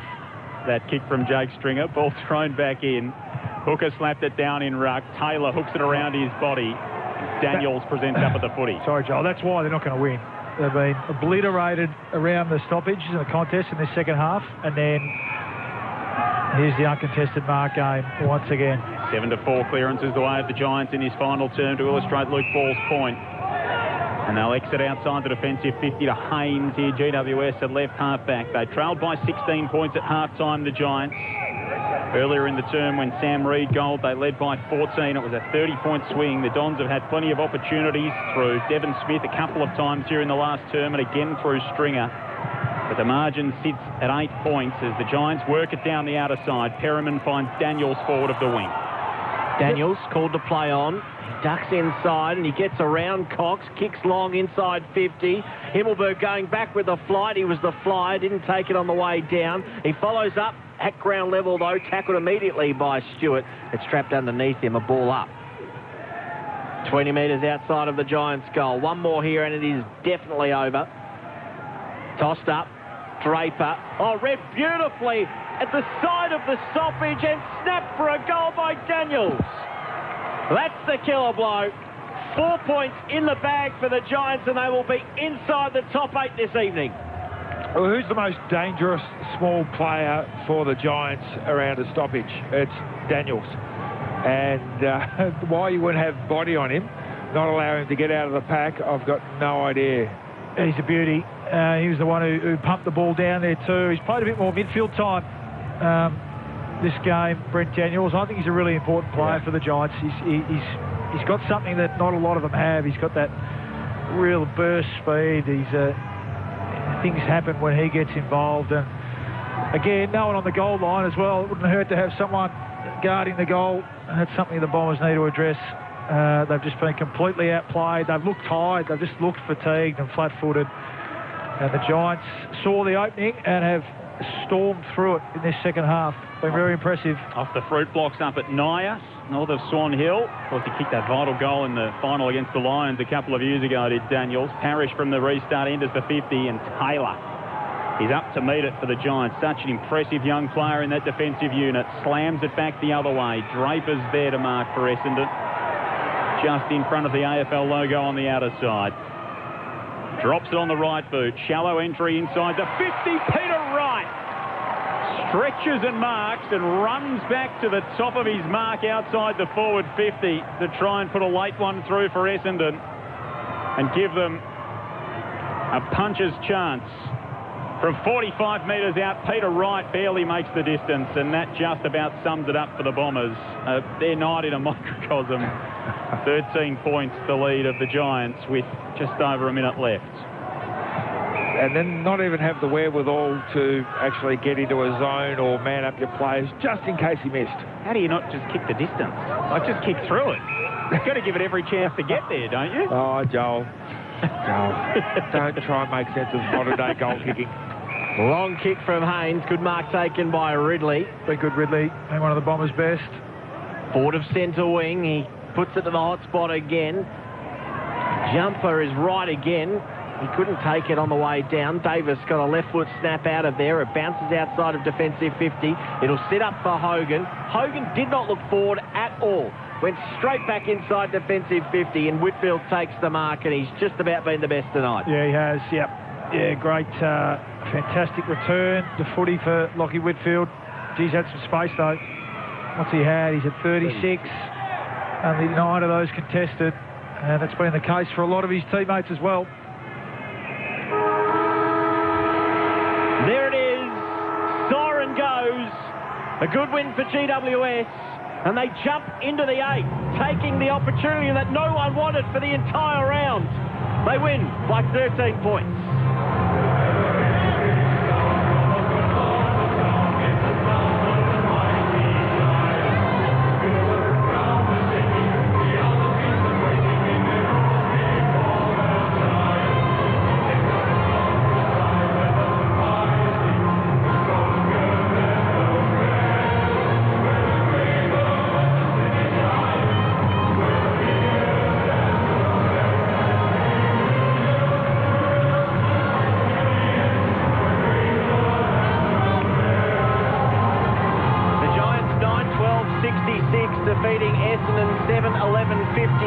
The Giants trailed by 11 at quarter time, 16 at half time. A big third quarter saw them take an 8-point lead into the final change, and they win it by 13. Goal kickers, 2 to Hogan, 1 to Himmelberg, Lloyd, Reid, Ash, Daniels and Mumford and Ward. And for Essendon, 1 to Hooker, Smith, Cox, Parrish, Perkins, Stringer and Zaharakis. The Giants are inside the top 8.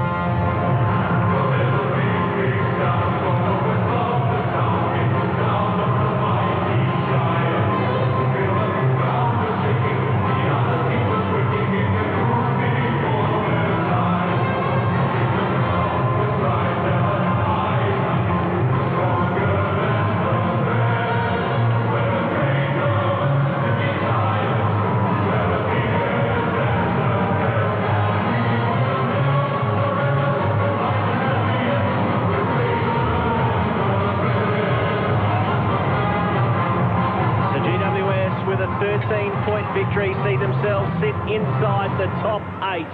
Essendon dislodged into 9th on 32 points. They're only 2 points behind. The Giants' percentage 96.6, but it's not really a factor after they've got that 2-point jump after their draw. So it's going to be an interesting run to the finals. But plenty of time post-match to dissect not only this game, but a couple of the other features from the weekend and also the run to the finals. We'll also get an update too from Ned Hall and what's happened in terms of the Olympics this evening with plenty of action in Tokyo. Andrew Mays and Joel Peterson call the action for you this evening. Our experts, Luke Ball and Nathan Burke. What did you think, gents? Well, it was a interesting game. If you're an Essendon supporter, I sympathise with you. You'd be at home pulling your hair out. What did they get? 1 goal in the second half? And that was Cox in that last quarter. You can't kick a goal in a half. Beautiful conditions to play football. There's hardly any wind. It wasn't dewy. So 1 goal is just, that's just really, really poor form. There was an obvious game plan that GWS came out with, and it was built upon what North Melbourne did to them last week. Maintain possession of the ball, have a lot of uncontested marks, keep the ball away from the Bombers. We knew that they were going to do it. They did it, but Essendon had no answer for it. They didn't, as Bawley suggested a couple of times, try something different. Just go to a man-on-man, or even just squash them into one part of the ground and let's squash all of our players into a zone, into a tight zone, so they can't actually get those short ones out. So there's a couple of ways that you can actually play against the Giants' game plan, but they didn't employ any of them, it seemed. If they did, well, they certainly did do it very, very well. For the Giants, they weren't great in that first half either, but when it mattered, they won the contested footy, they won the clearances, they used the ball better, they made smart choices going inside 50, and this is not a game where they're going to say, hey, we nailed this. But you know what? They nailed it slightly better than what Essendon did and find themselves in the 8-ball again. Yeah, they nailed their plan. Had 139 marks. And how many of those were contested? Not many, I don't think. But they worked harder in that second half. You're right. They hunted better. They were better around the clearances and the contest. Their mids really comprehensively outplayed the Bombers' mids in that second half. Like, it was a genuine drubbing. To me, the Bombers, they did look tired. I was looking for a spark on either side of the ball, looking for a response from last week, and I'll be interested to hear Ben Rutten's take. He almost looked bemused, as they flashed to him after the game. Lost for answers. Sometimes as a coach, you just, it's a tough one, isn't it? Why would you want to do it? Because he wouldn't have planned for that to happen. I'm sure they would have spoken about it this week. I'm sure they would have worked on it. And sometimes your players have just got lead in their boots, and it looked like that today. Again, on either side of the ball, and they gave the Giants a sniff in that second half, and the Giants were good enough and worked hard enough to take it. And it was led by their gun midfielders. I thought Whitfield was great. We know his work rate. Josh Kelly, the acting skipper, he was good. Tom Green, I thought, was really good around the clearances, around the contest. Hopper and Taranto had their moments. And then Lockie Ash did a great job taking out. And once you take out, and it's going to be a really good challenge for Darcy Parish now that he's shot himself into that top echelon of midfielders. That's a couple of times this year now he's been able to be taken out of the game. And once he was taken out, you were looking for a response from Merritt, Shield and others, and it just didn't come today. So really disappointing, bitterly disappointing from the Bombers' point of view, given what was at stake and the opportunity that lay ahead of them. You'd have to walk away from today saying they're just not quite ready. Now, they've got 4 weeks still to get it right, to freshen themselves up, because to me, that's what it looks like they need. They have got a lot of young guys, but across the board, they were lethargic, flat-footed today, and just didn't work hard enough on either side of the footy, in particular in defence. So that's what will disappoint Ben Rutten the most. He's a defensive-minded coach. We know that, so he'll be scratching his head. But well done to the Giants. Thoroughly deserve their spot in the 8 tonight after that performance, that second half in particular. Yeah, sitting inside the top 8 at the moment as the Giants enter the rooms. We might actually try and get down there for the song live if we can, as Josh Kelly was a late entrant.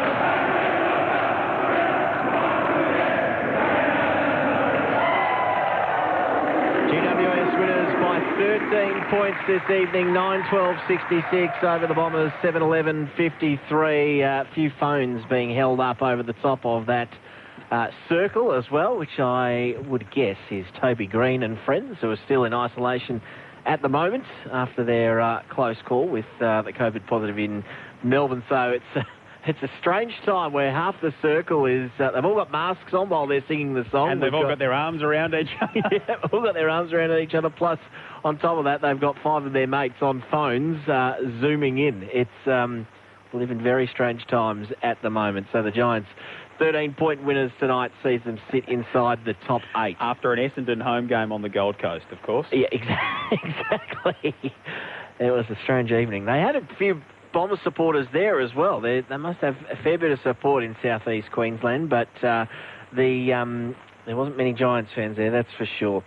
In terms of the fallout for the Bombers too, obviously they won't panic too much because it's one bad one. The review, I'm interested in the review. Do you scratch that up and go, that's a bad performance, we'll look at it, we'll look at a few key areas and then move on as soon as possible? Or how does Ben Rutten approach that this week? Or is that a hammering on Monday? I'll go first, Paulie. Last week there were signs of this.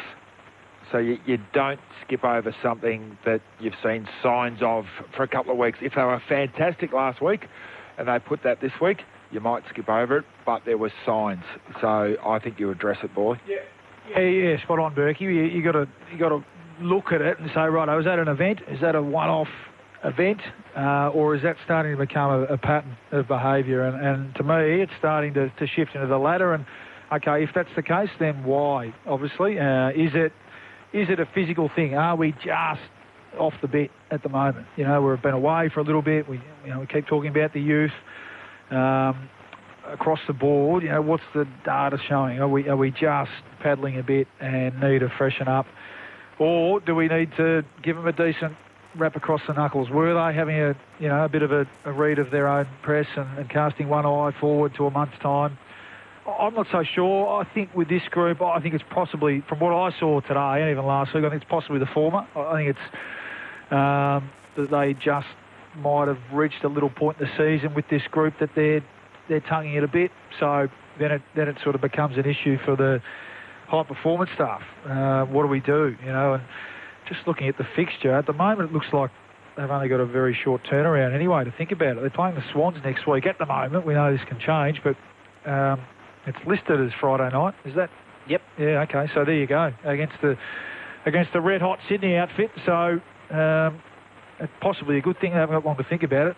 They'll need to deal with it tomorrow morning and get on with it pretty quick, smart. And Destiny still reasonably in their own hands, but they really can't afford to keep playing like that. Because even if they do scratch in, they can't play. That's not a finals brand of footy. No. We know that. So they need to get back to training. And we've seen them play a finals brand of footy this year at times. So they need to get back to training that, and they're hoping that carries forward into the weekend. And if guys aren't capable of doing it, then they need to find guys that can come in and do it. And that might be an issue at the moment as well in terms of personnel. Yep. And one thing I'm sure, we're not going to see a team win it from 8th this year when you've got Giants, Essendon, Richmond, Freo and St Kilda all vying for that 8th spot. I've got a bit of a theory on that, but I might leave that until a bit later. Essendon's form after the bye is interesting. So they come out against Hawthorn at Launceston. They beat the Hawks by 13 points, which is a so-so win. Then they go a pretty close thing against Melbourne and go down by 11. They get comprehensively beaten by Geelong down at the Cattery by 41. They wiped Adelaide off the map, which was a pretty poor performance from Adelaide, probably more than it was a great performance from Essendon by 63 in round 17. And then Berkey, you said the signs were there last week against North, an 18-point win. And then, they didn't really fire too many shots tonight in losing to the Giants by 13. So they're not getting blown off the park. But in that, you'd probably say the outlier performance in that 6-week stretch is probably the Adelaide game, if anything, based on the way they're playing at the moment. Yeah, and Adelaide were horrible that night. Yeah, that was their worst performance of the year. So yeah, I'll be interested to hear what Ben Rutten has to say. He's usually very measured, but whether he talks about the fact that this group is just hanging in there from a physical point of view, and they've been up at the Gold Coast now for. I think they've been staying at Noosa actually this week, so plenty of time in the sun and surf. They should be feeling okay. It could be so down here in the freezing cold. They should be recovering okay. But let's not forget too, the Giants have been on the road for 6 weeks themselves. Same thing. Yeah, that's true. Yeah. They just to me they looked a bit more hardened today, especially around the ball. Around the Kelly 150 games, Hopper. Starting to. They just looked a year ahead or two ahead than Parrish and a handful of others. And we know about Cox and Perkins and these types. So in the end, that's where it was won or lost. In the second half, the Giants midfield just completely got on top of the Bombers, and that was the game. Is that still the gap on the Essendon list that needs addressing more than most? They went hard after Josh Dunkley last year. To be that inside midfielder, do you think that's still a pressing need, despite the good form of Parrish, who's gone to another level? Yeah, and Stringer's gone in there and acted as that bigger body at times, not for large periods of the game. Andrew McGrath's out, we know, so he's another A-grader that comes back into it, and Dylan Shield, who was clearly going to be short of a run tonight, comes back in. So I think they're assembling a pretty good midfield group of 6 or 7, which you need. Yeah, you're right, because when you play Geelong, when you play the Bulldogs, they've got 6 A-graders. They got an A team and then a B team, and there's not much gap between the two that run through the middle of the ground. I think they miss a Callum Ward type player who, when the ball's bumbling around, like he only had 17 possessions tonight, but I reckon he's really influential.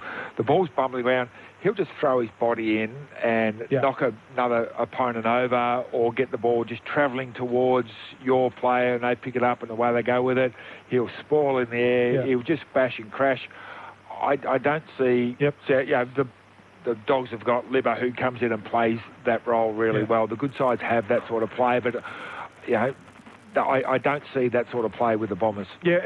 Tom Green, I thought, did that really well tonight. Same thing. He was playing the ruck at times. So, and whether Archie Perkins is that guy who gets there in 2, 3, 4 years' time, perhaps. Jai Caldwell is the other one that we haven't seen much of this year, that I know they hold in a very high regard, high draft pick, who's got a slightly bigger body.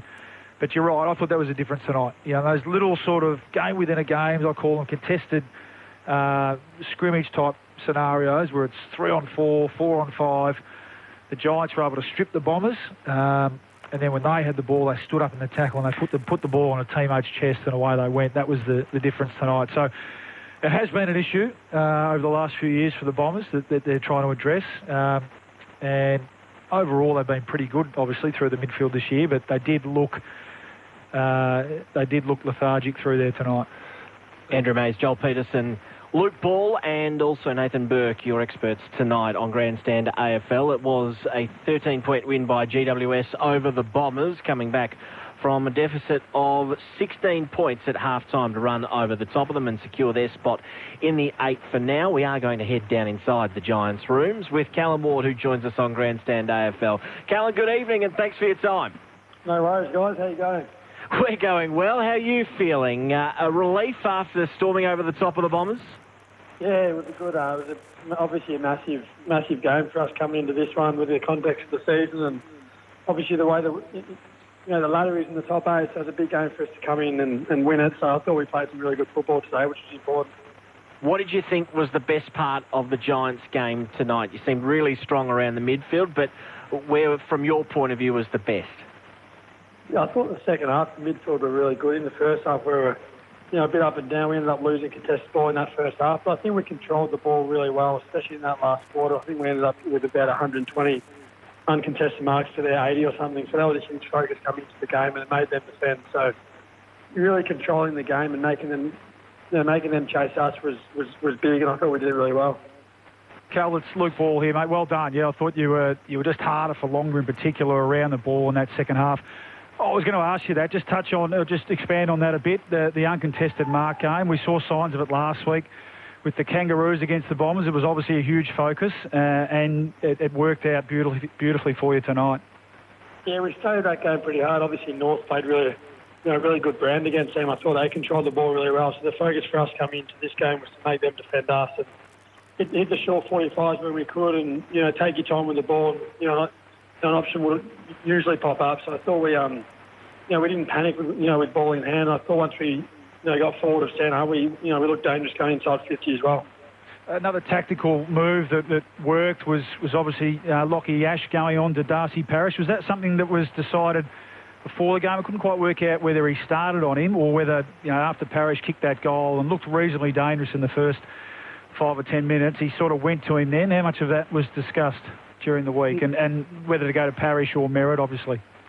Yeah, no, that was the plan that we had come into the game. He didn't start in centre bounce, but after that he would go in there and swap with the midfielder. But yeah, you're right. Parish did look dangerous early, so didn't work for us for the first couple of minutes. But I thought Ashley did a terrific job in the other. They haven't touched his Parish as that. He's obviously been one of the best players in the competition this year. I thought Ashley really played a really solid role for us.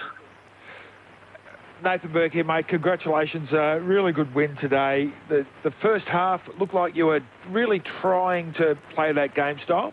Wasn't quite working for you, but I think it was the persistence in that second half to stick with it. So a lot of credit has to go to the coaching staff who actually came up with a plan, as well as you guys for executing it. Yeah, the coaches were fantastic all week, but we know in the past when other teams have done that to us. They've really controlled the play. It takes the wind out of you because you're chasing a lot. So we knew coming to, the last quarter, they'd be tired. So the plan was just to keep at it, keep trying to get those uncontested marks, and make them chase. Because I could tell, they were getting tired. So yeah, it was. I think in the last quarter, in particular, I thought we had. We probably had about 30, 35 uncontested marks. So that was huge for us. Your reward today is that you're in the finals, in the top 8 at the moment, Cal. Yeah, that's right. So a month to go, destiny in your own hands. Obviously, you move pretty quickly to Port Adelaide next week. You're obviously an experienced group in terms of guys that have played a few finals, though. So that potential must excite you and the other senior guys in the team at the moment.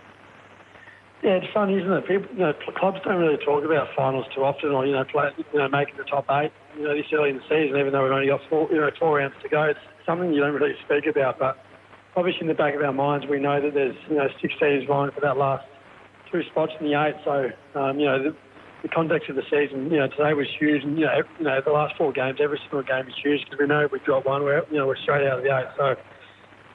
It's really exciting for us that we can challenge for the 8 now, and we've got every belief that if we can make it, we can challenge the best team. So, I guess the opportunity for us now is to keep winning, keep improving, put our club up for a spot in the 8 to really challenge for finals. Now, I think we've figured out Big Shane Mumford kicked his first goal since round 2017, I think it was. Are you expecting to hear a fair bit about that? Yeah, it was funny actually. I think it was Lloyd he asked Mummy before the game when was his last day. He said last year, so he's obviously lying about that one. But yeah, that was exciting for us to Bob, kicking a really important goal for us as well. What about number 4, Cal? I'd imagine he'd be chomping at the bit to get back in with his call. I've lost track of the days. Is he able to rejoin the group? What's the status of T Green? Yeah, I think there's 4 of them in the there's Steiny, Kieran Briggs, Matt DeBoer and Toby as well in the quarantine. So I think the status at the moment is they're out, I think, Wednesday, hopefully, so they can join our group as of Wednesday, I'm pretty sure. So, yeah, very exciting for us, and obviously Toby and Dutchy, in particular, are really excited to come back and play. Kellen Ward's with us from the victorious Giants on Grandstand AFL. Cal, the other T Green played pretty well tonight. Tom continues just to step up in that midfield for you. 29 disposals this evening, 11 contested possessions. He had to go in the ruck against Big Sam Draper. He's doing a bit of everything and really growing into things. Yeah, he's turning into a really good player. Obviously, when he got to the club, I knew he was something special. The way he attacks the ball and how strong and well-built he is for such a young guy. Got great composure with ball in hand as well, and obviously adding a few strings through his bow, playing in the ruck, which is good for us as well, helping Mummy out who needs it. And I think he's just a bull in there, and I think he has a massive impact on our group, and obviously playing some really good football at the moment. And what's the environment like at the moment in terms of where you're situated and your next moves, I guess? You're sort of waiting for some clarity with the family situation, hopefully to be reunited with friends and family, but also do you know what your next moves are in the next sort of 48, 72 hours and what the rest of the week looks like for you? Yeah, we're pretty stable now at the RACV Royal Pines Hotel in Gold Coast. So we at the moment we don't really know if that will change, but at the moment we're just preparing to stay there for the rest of the season, I guess. And yeah, obviously the families and stuff are in quarantine at the moment, so they headed to quarantine on Thursday, I think it was. So they've got to stay in there for 14 days. So I've got my wife and son Romeo in there, so yeah, it'll be good to see them once they come out. They can join us. But at the moment we're just taking it as it comes and preparing to move, preparing to start. I don't really know what we're doing, but yeah, it's a really good setup at the hotel we've got, so we're quite enjoying being in Queensland. Oh, that'll be a fantastic moment to be reunited with the family. Thanks so much, Callum. Much appreciated. And thanks for your time. You're back in the 8. Enjoy the week. No worries. Thanks, guys. Have a good one. Callum Ward there joining us in the victorious Giants rooms. We are going to catch up with Dylan Shield in just a second as well, in about 5 minutes' time from the Bombers. So we'll go from one rooms to the other.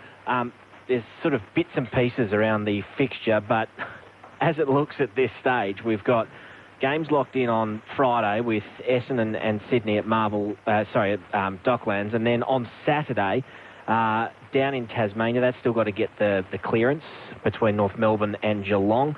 At the Gabba on Saturday as well between the Suns and the D's. That should be fine. St Kilda Carlton at the Docklands on Saturday afternoon, and then in the evening the Western Bulldogs face the Crows and Hawthorn face the Lions. So there's so much uncertainty because the next day the Giants should be playing Port Adelaide, you would think, up at the Gold Coast, but all of that still has to be worked out. And the crowd situation is a whole other factor in Melbourne too, with some encouraging numbers today. So it's all over the place, and it will be.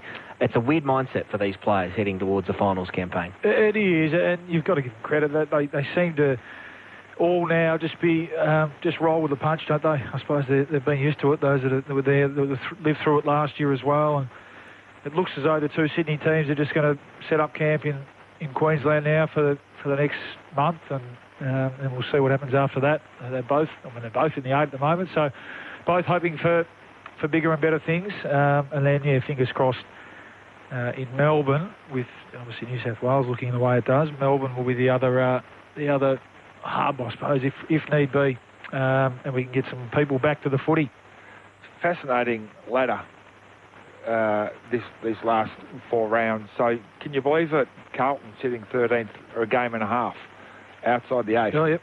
There's still a chance. And the other end of the ladder is interesting as well, because you've got Collingwood just 2 points off last.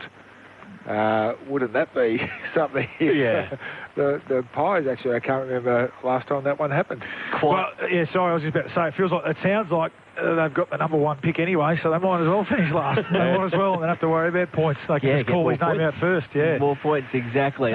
Let's head inside the Bombers' rooms, and one of the positive stories from tonight was Dylan Shield, who made his comeback for the first time since round 2. It was great to see him back out there, and he joins us after a tight loss to his old mob. Dylan, good evening and welcome to Grandstand AFL.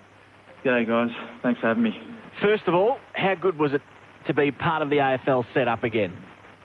Oh, it's what I love to do, and it's a big passion of mine. So I'm so grateful to get through unscathed and be back amongst it. So it was nice to touch the footy a bit tonight and hit some bodies, including the big Mumford. He was even good to hit. We saw Ben Rutten after the game. He was quite pensive in the box upstairs. Have you had a chat to him as a group, and what was the initial message downstairs? Yeah, and understandably he is, and the players are feeling it as well. We're really disappointed with tonight. Probably really disappointed with our last 2 games, regardless of the result. We just sort of been building a bit of a DNA of a blue-collar, hard-working team, and that wasn't on show tonight, which is something we're not proud of. Dill, it's Luke Ball, mate. Great to see you back out there. What do you put that back down to? We did last week's game as well, and obviously one of the indicators is uncontested marks against, and just that both teams you've played have been able to move the ball from one end to the other a bit too easily, which hasn't been part of the DNA that you spoke about. You look fatigued today, not you personally, but across the board, it looked like a bit lethargic. Is it just getting to that point where with a youngish group that you're starting to feel a little bit flat, a little bit with a little bit lead in the legs? Yeah, maybe Bally. As you know, this time of the year can be pretty fatiguing for a young group that been playing some pretty good competitive footy and some pretty tight games all throughout the year. So that may be a reason why we're a bit sluggish tonight. But there's certainly a lot of other things that are in our control that we just didn't deliver on tonight. And our ability to defend, the Giants' transition from D50 inside 50 was a a standout tonight. We're really flat with that, and along with some of our contest work was a bit lower than it has been in the past. And maybe I'm just a bit of a jinx on the boys. I feel like boys are going pretty well, but all year, and we just had a down cup last 2 weeks. So we need to review this game pretty hard and get back on the horse. In your time in rehab, I know you would have been doing a lot of work with Darcy as well, and clearly he's had a great year. He's taken a leap in terms of his footy. The next challenge is, and we saw it a bit tonight, when he gets a bit of attention, which I think is great for him as a player in terms of his learnings, that he's starting to get some attention now and having to work his way through it. Yeah, he's had a fantastic year, and, probably, his sort of rise to the level he's playing of footy is something you don't often see. And, it means a sign of respect that teams are wanting to pay close attention to him. And, he's still working hard. He's still the same guy. He's not getting caught up on his performances when teams are putting close attention on him. He sees it as an opportunity to get better and become an even more damaging midfielder. We've seen throughout time that the best mids are able to handle it when they get a bit of close attention and prevail. So, he's going to keep working on that, and he's so important for us going forward. Mate, Nathan Burke here. Bad luck tonight. With a young group, obviously never been in this position before of playing for a finals, getting into the top 8. Was that something that was mentioned, or was that something that you steer clear of, and it's all about this week and the style of football that you want to play? How do you keep their minds focused on this week and not the bigger picture? Yeah, I think you're right, Berkey, with that, just sort of keeping the focus on the present and, just controlling, what we can control, during that week, and, focusing on the next game, not getting too far ahead of ourselves with, and I'd say that, the Geelongs and Richmonds in the past, and Melbourne's they're not worried about finals either. They're, going on a week-by-week focus. So, that's something what we're doing, and the coaches are really good at, dialing in on, the focuses of the week and just sort of keeping the young team, the spotlight's on, the next training session for us and the next opponent, not getting too far ahead of ourselves. Well, as it stands still at the moment, you don't have to wait too long. Sydney next week on Friday night, and it's still alive, clearly. Regardless of what happens at the end of the year, you want to get back to playing the Essendon brand of footy that the team did in the first half of the year. So you get a good opportunity against a side that's up and going, in 5 days' time as it sits at the moment. Yeah, I mean, they're a great opportunity to come up against a good team and, a good club, really.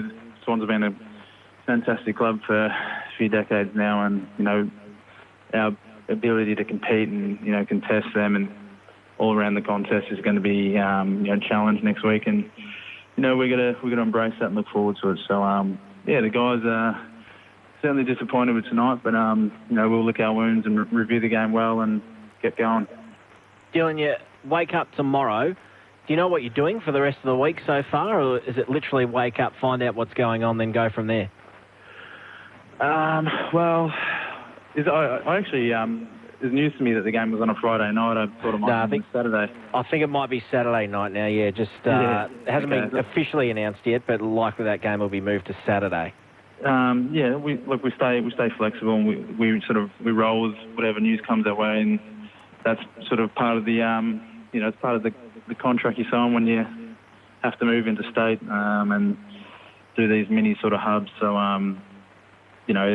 Sydney have been doing it for the last 4 weeks or 5 weeks and have been doing it really well. So there's no reason why we should be too worried about the things we can't control. We've just got to focus on what we can control.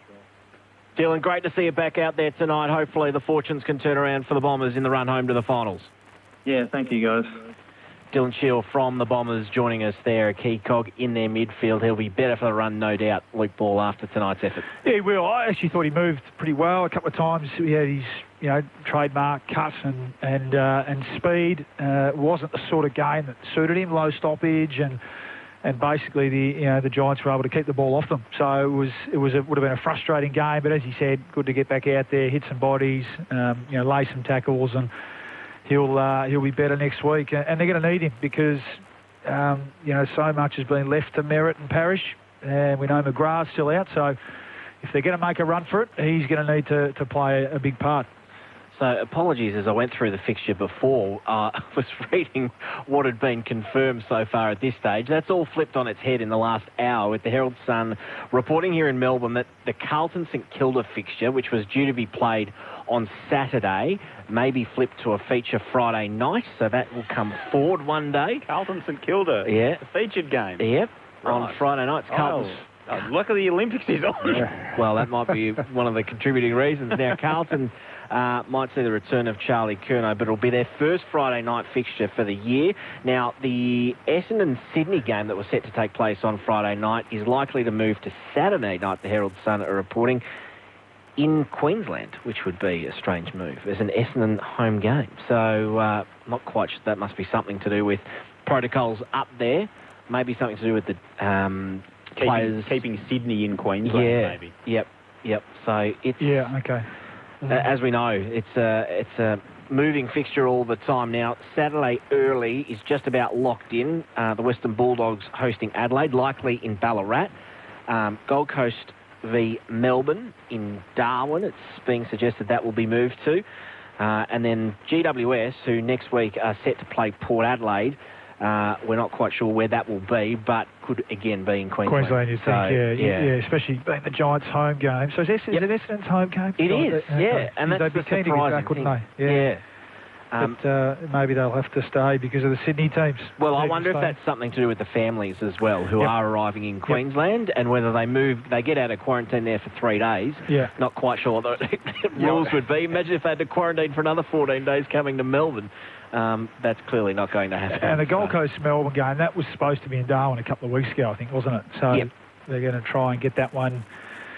The games that were owed to Darwin. Yeah, so that one due to be played it had been moved to the Gabba, but it looks like it'll be in Darwin, pending clearance. So yeah, expect some announcements in the next couple of days. And the other interesting one is, of course, you've got the Western Bulldogs and Adelaide playing in Melbourne in the fixture, and Hawthorn and Brisbane was fixtured to be played in Adelaide. So Adelaide's COVID situation looks pretty good, in lockdown across the course of the weekend. Certainly positive yesterday, and I think again today. So decision to be made on the South Australian front, and then whether the Victorian clubs and other clubs can go in there and go into the indoor nets at the Adelaide Oval and do that whole shebang. But it is just a real day-to-day proposition, really an hour-to-hour proposition, as you mentioned there, Maisie, the fixturing at the moment. Remarkable effort so far by the AFL, really, to keep the season going as long as it has without any significant stoppages or anything like that so far. So good luck to Travis Holt and his team in the closing 4 or 5 rounds. 4 rounds to go now till we hit September action, and where, of course, that'll take place. Maybe it'll all be in Melbourne. We'll wait and see what the situation is like then. Before we head into a few of the other big issues from the weekend, I just want to touch base with Ned Hall. There has been a lot going on at the Olympics, and Ned has been across every single event that has been happening. Ned, how have the Aussies fared in the evening on this Sunday night? Pretty well so far. Currently in action are the Olyroos taking on Spain. It's approaching half-time. It's still scoreless at the moment.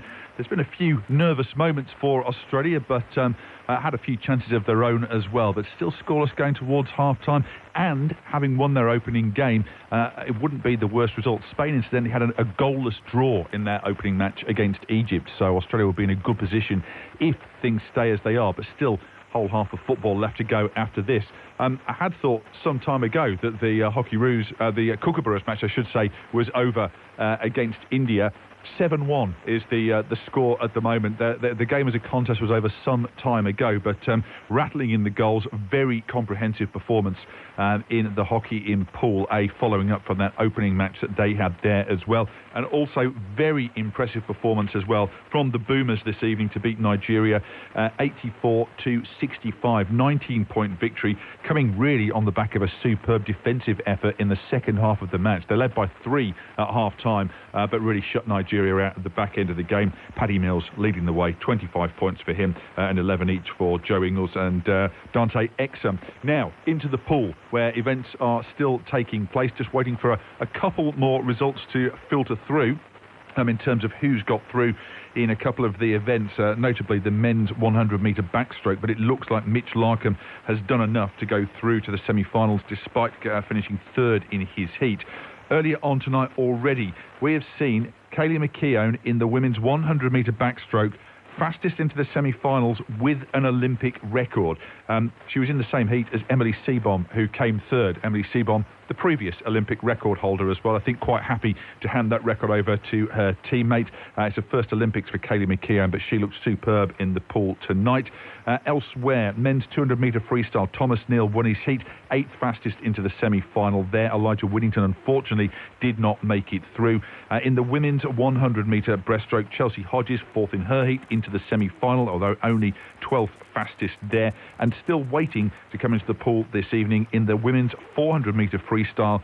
Ariana Titmus will make her Olympic bow alongside Tamsin Cook, both competing in the same heat there, and rounding things off in the pool tonight. It's the men's 4x100-metre freestyle. So all that still to come this evening.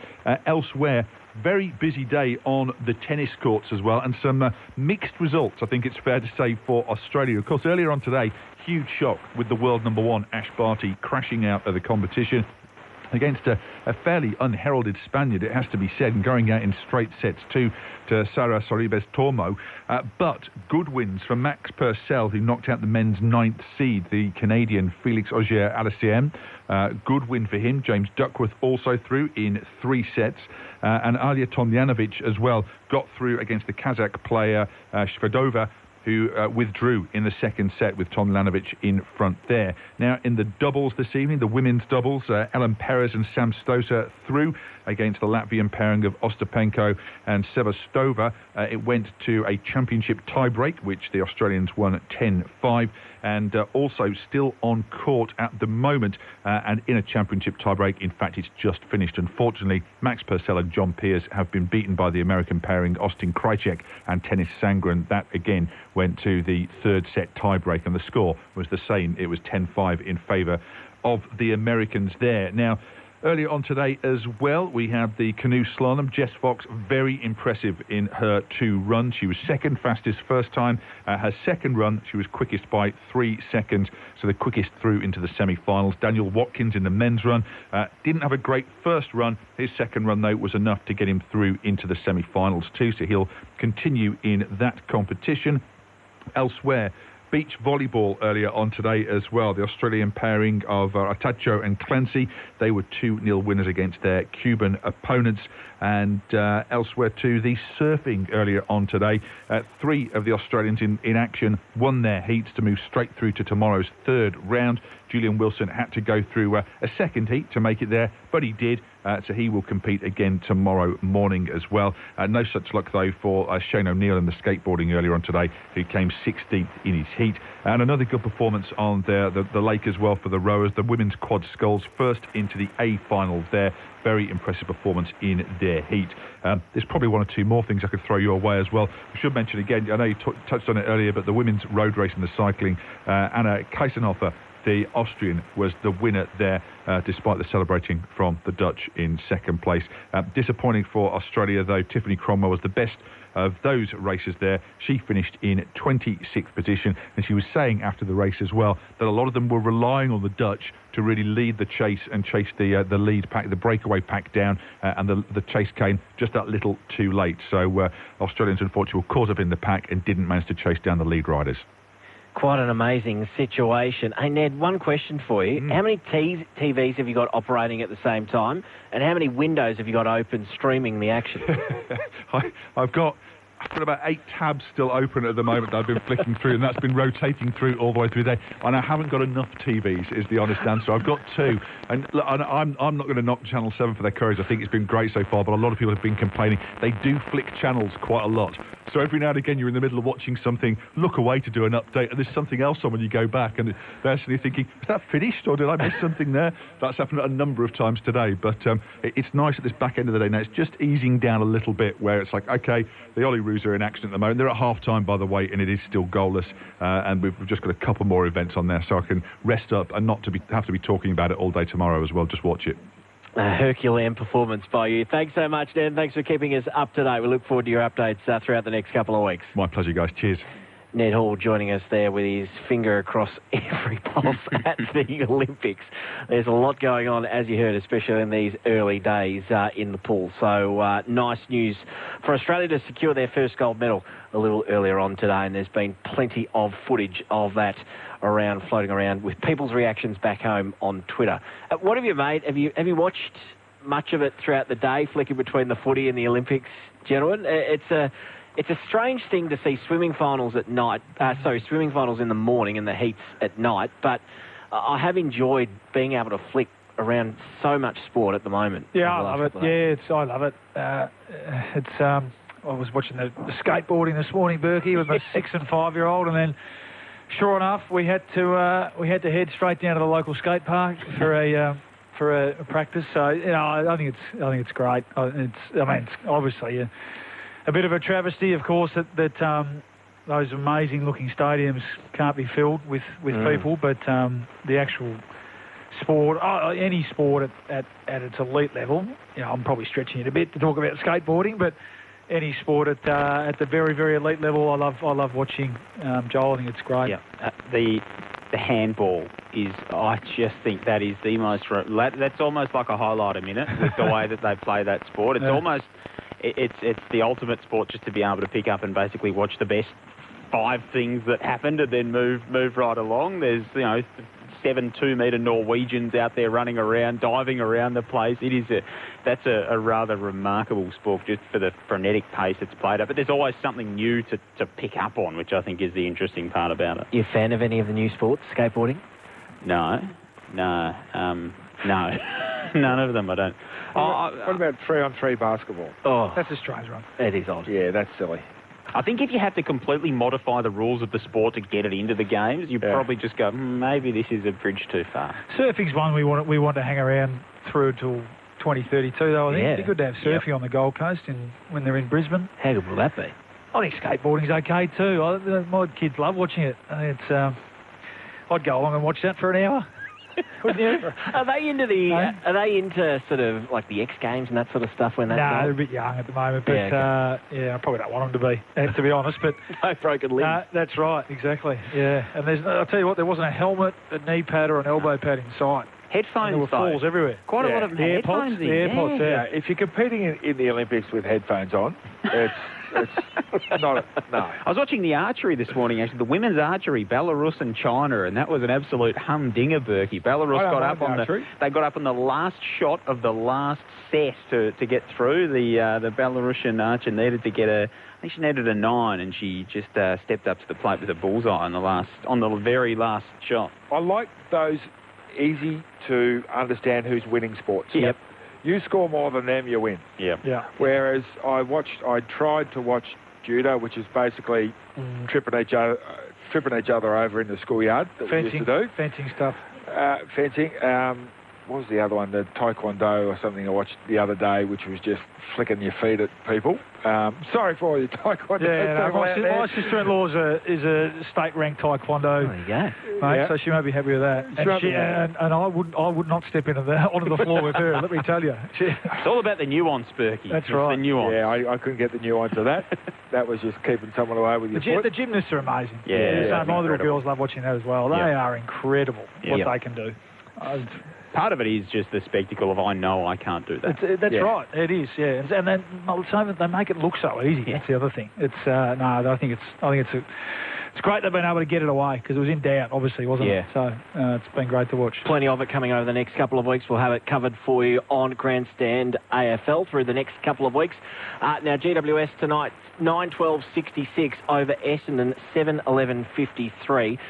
We've got about 5 or so minutes before we're off air. Just want to go through a couple of other of the big issues from today. Now, the other winners today were Sydney, who absolutely motored past Fremantle, really opened them up in the second half. The final score in that one, 14-14-98 the Swans, 8-10-58 the Dockers. The news out of that, not good for Fremantle because it looks like Nat Fyfe will be out for the rest of the season with that shoulder injury. So that's not going to do their finals chances any good. Can they make it without him? Are they good enough? Are they mature enough? Or are they still a year away? Oh, the easy answer is no, isn't it? They've played some pretty good footy without him, though, to be honest. And again today, the Chera, Brayshaw are their best players again. But I don't think, even if they sneak in, I think they're in the mix of these teams like the Giants and the Bombers who are going to find it tough to get to the level of the top 4 teams. Yeah, I'd say no. Just on that, can I give you a little bit of a theory on the ladder? So I've got it clearly bracketed into tiers, the ladder, and I reckon it's 6 teams each. Yep. So there's 18 teams in the comp. Your top 6 of Western Bulldogs, Melbourne, Geelong, Port Adelaide, Brisbane, Sydney. Give them a couple of goals on a neutral venue either way. I reckon that's a pretty fair bet. Your next 6 of West Coast, GWS, Essendon, Richmond, Freo and St Kilda. Couple of goals on a neutral venue. And then Carlton, Gold Coast, Adelaide, Collingwood, Hawthorn, North Melbourne. I reckon there's really clear steps between the top 6, the next 6, and then the bottom 6. And basically, with the exception of maybe the top, sort of the Western Bulldogs and Geelong and Melbourne, I think certainly that the bottom 2 tiers, anyone can beat anyone in that tier, and none of them are doing any favours in the middle tier to try and actually make the finals. But there's clear steps from 6th to 7th, and again from sort of 12th to 13th. Probably a reasonable argument for that wildcard weekend, isn't it? The play-in. Top 6, the play-in, yeah, because you're right. On any given day, really, you want the 7th and the 8th team to be the teams that are playing well that time. And just at the moment, no one is, and hopefully that changes because we're still in July. We're still in that period of the year where it's a grind, especially for younger players. You just hope that one of those, or 2 of those teams out of that middle 6 that you're talking about, Joel, can find a spark over the next month and make a bit of a run at it. It's hard to see at the moment, though, isn't it? The other winner today, Geelong, 38-point winners over Richmond at the MCG. Is it over for the Tigers? Will they make the 8 or just miss? I haven't had a look at their draw. It's not bad. Yeah. It's not bad. So while everyone else is falling around, of course, they can still get in. But without Martin, and I didn't see a heap of it today, and I think Geelong are the best team at the moment.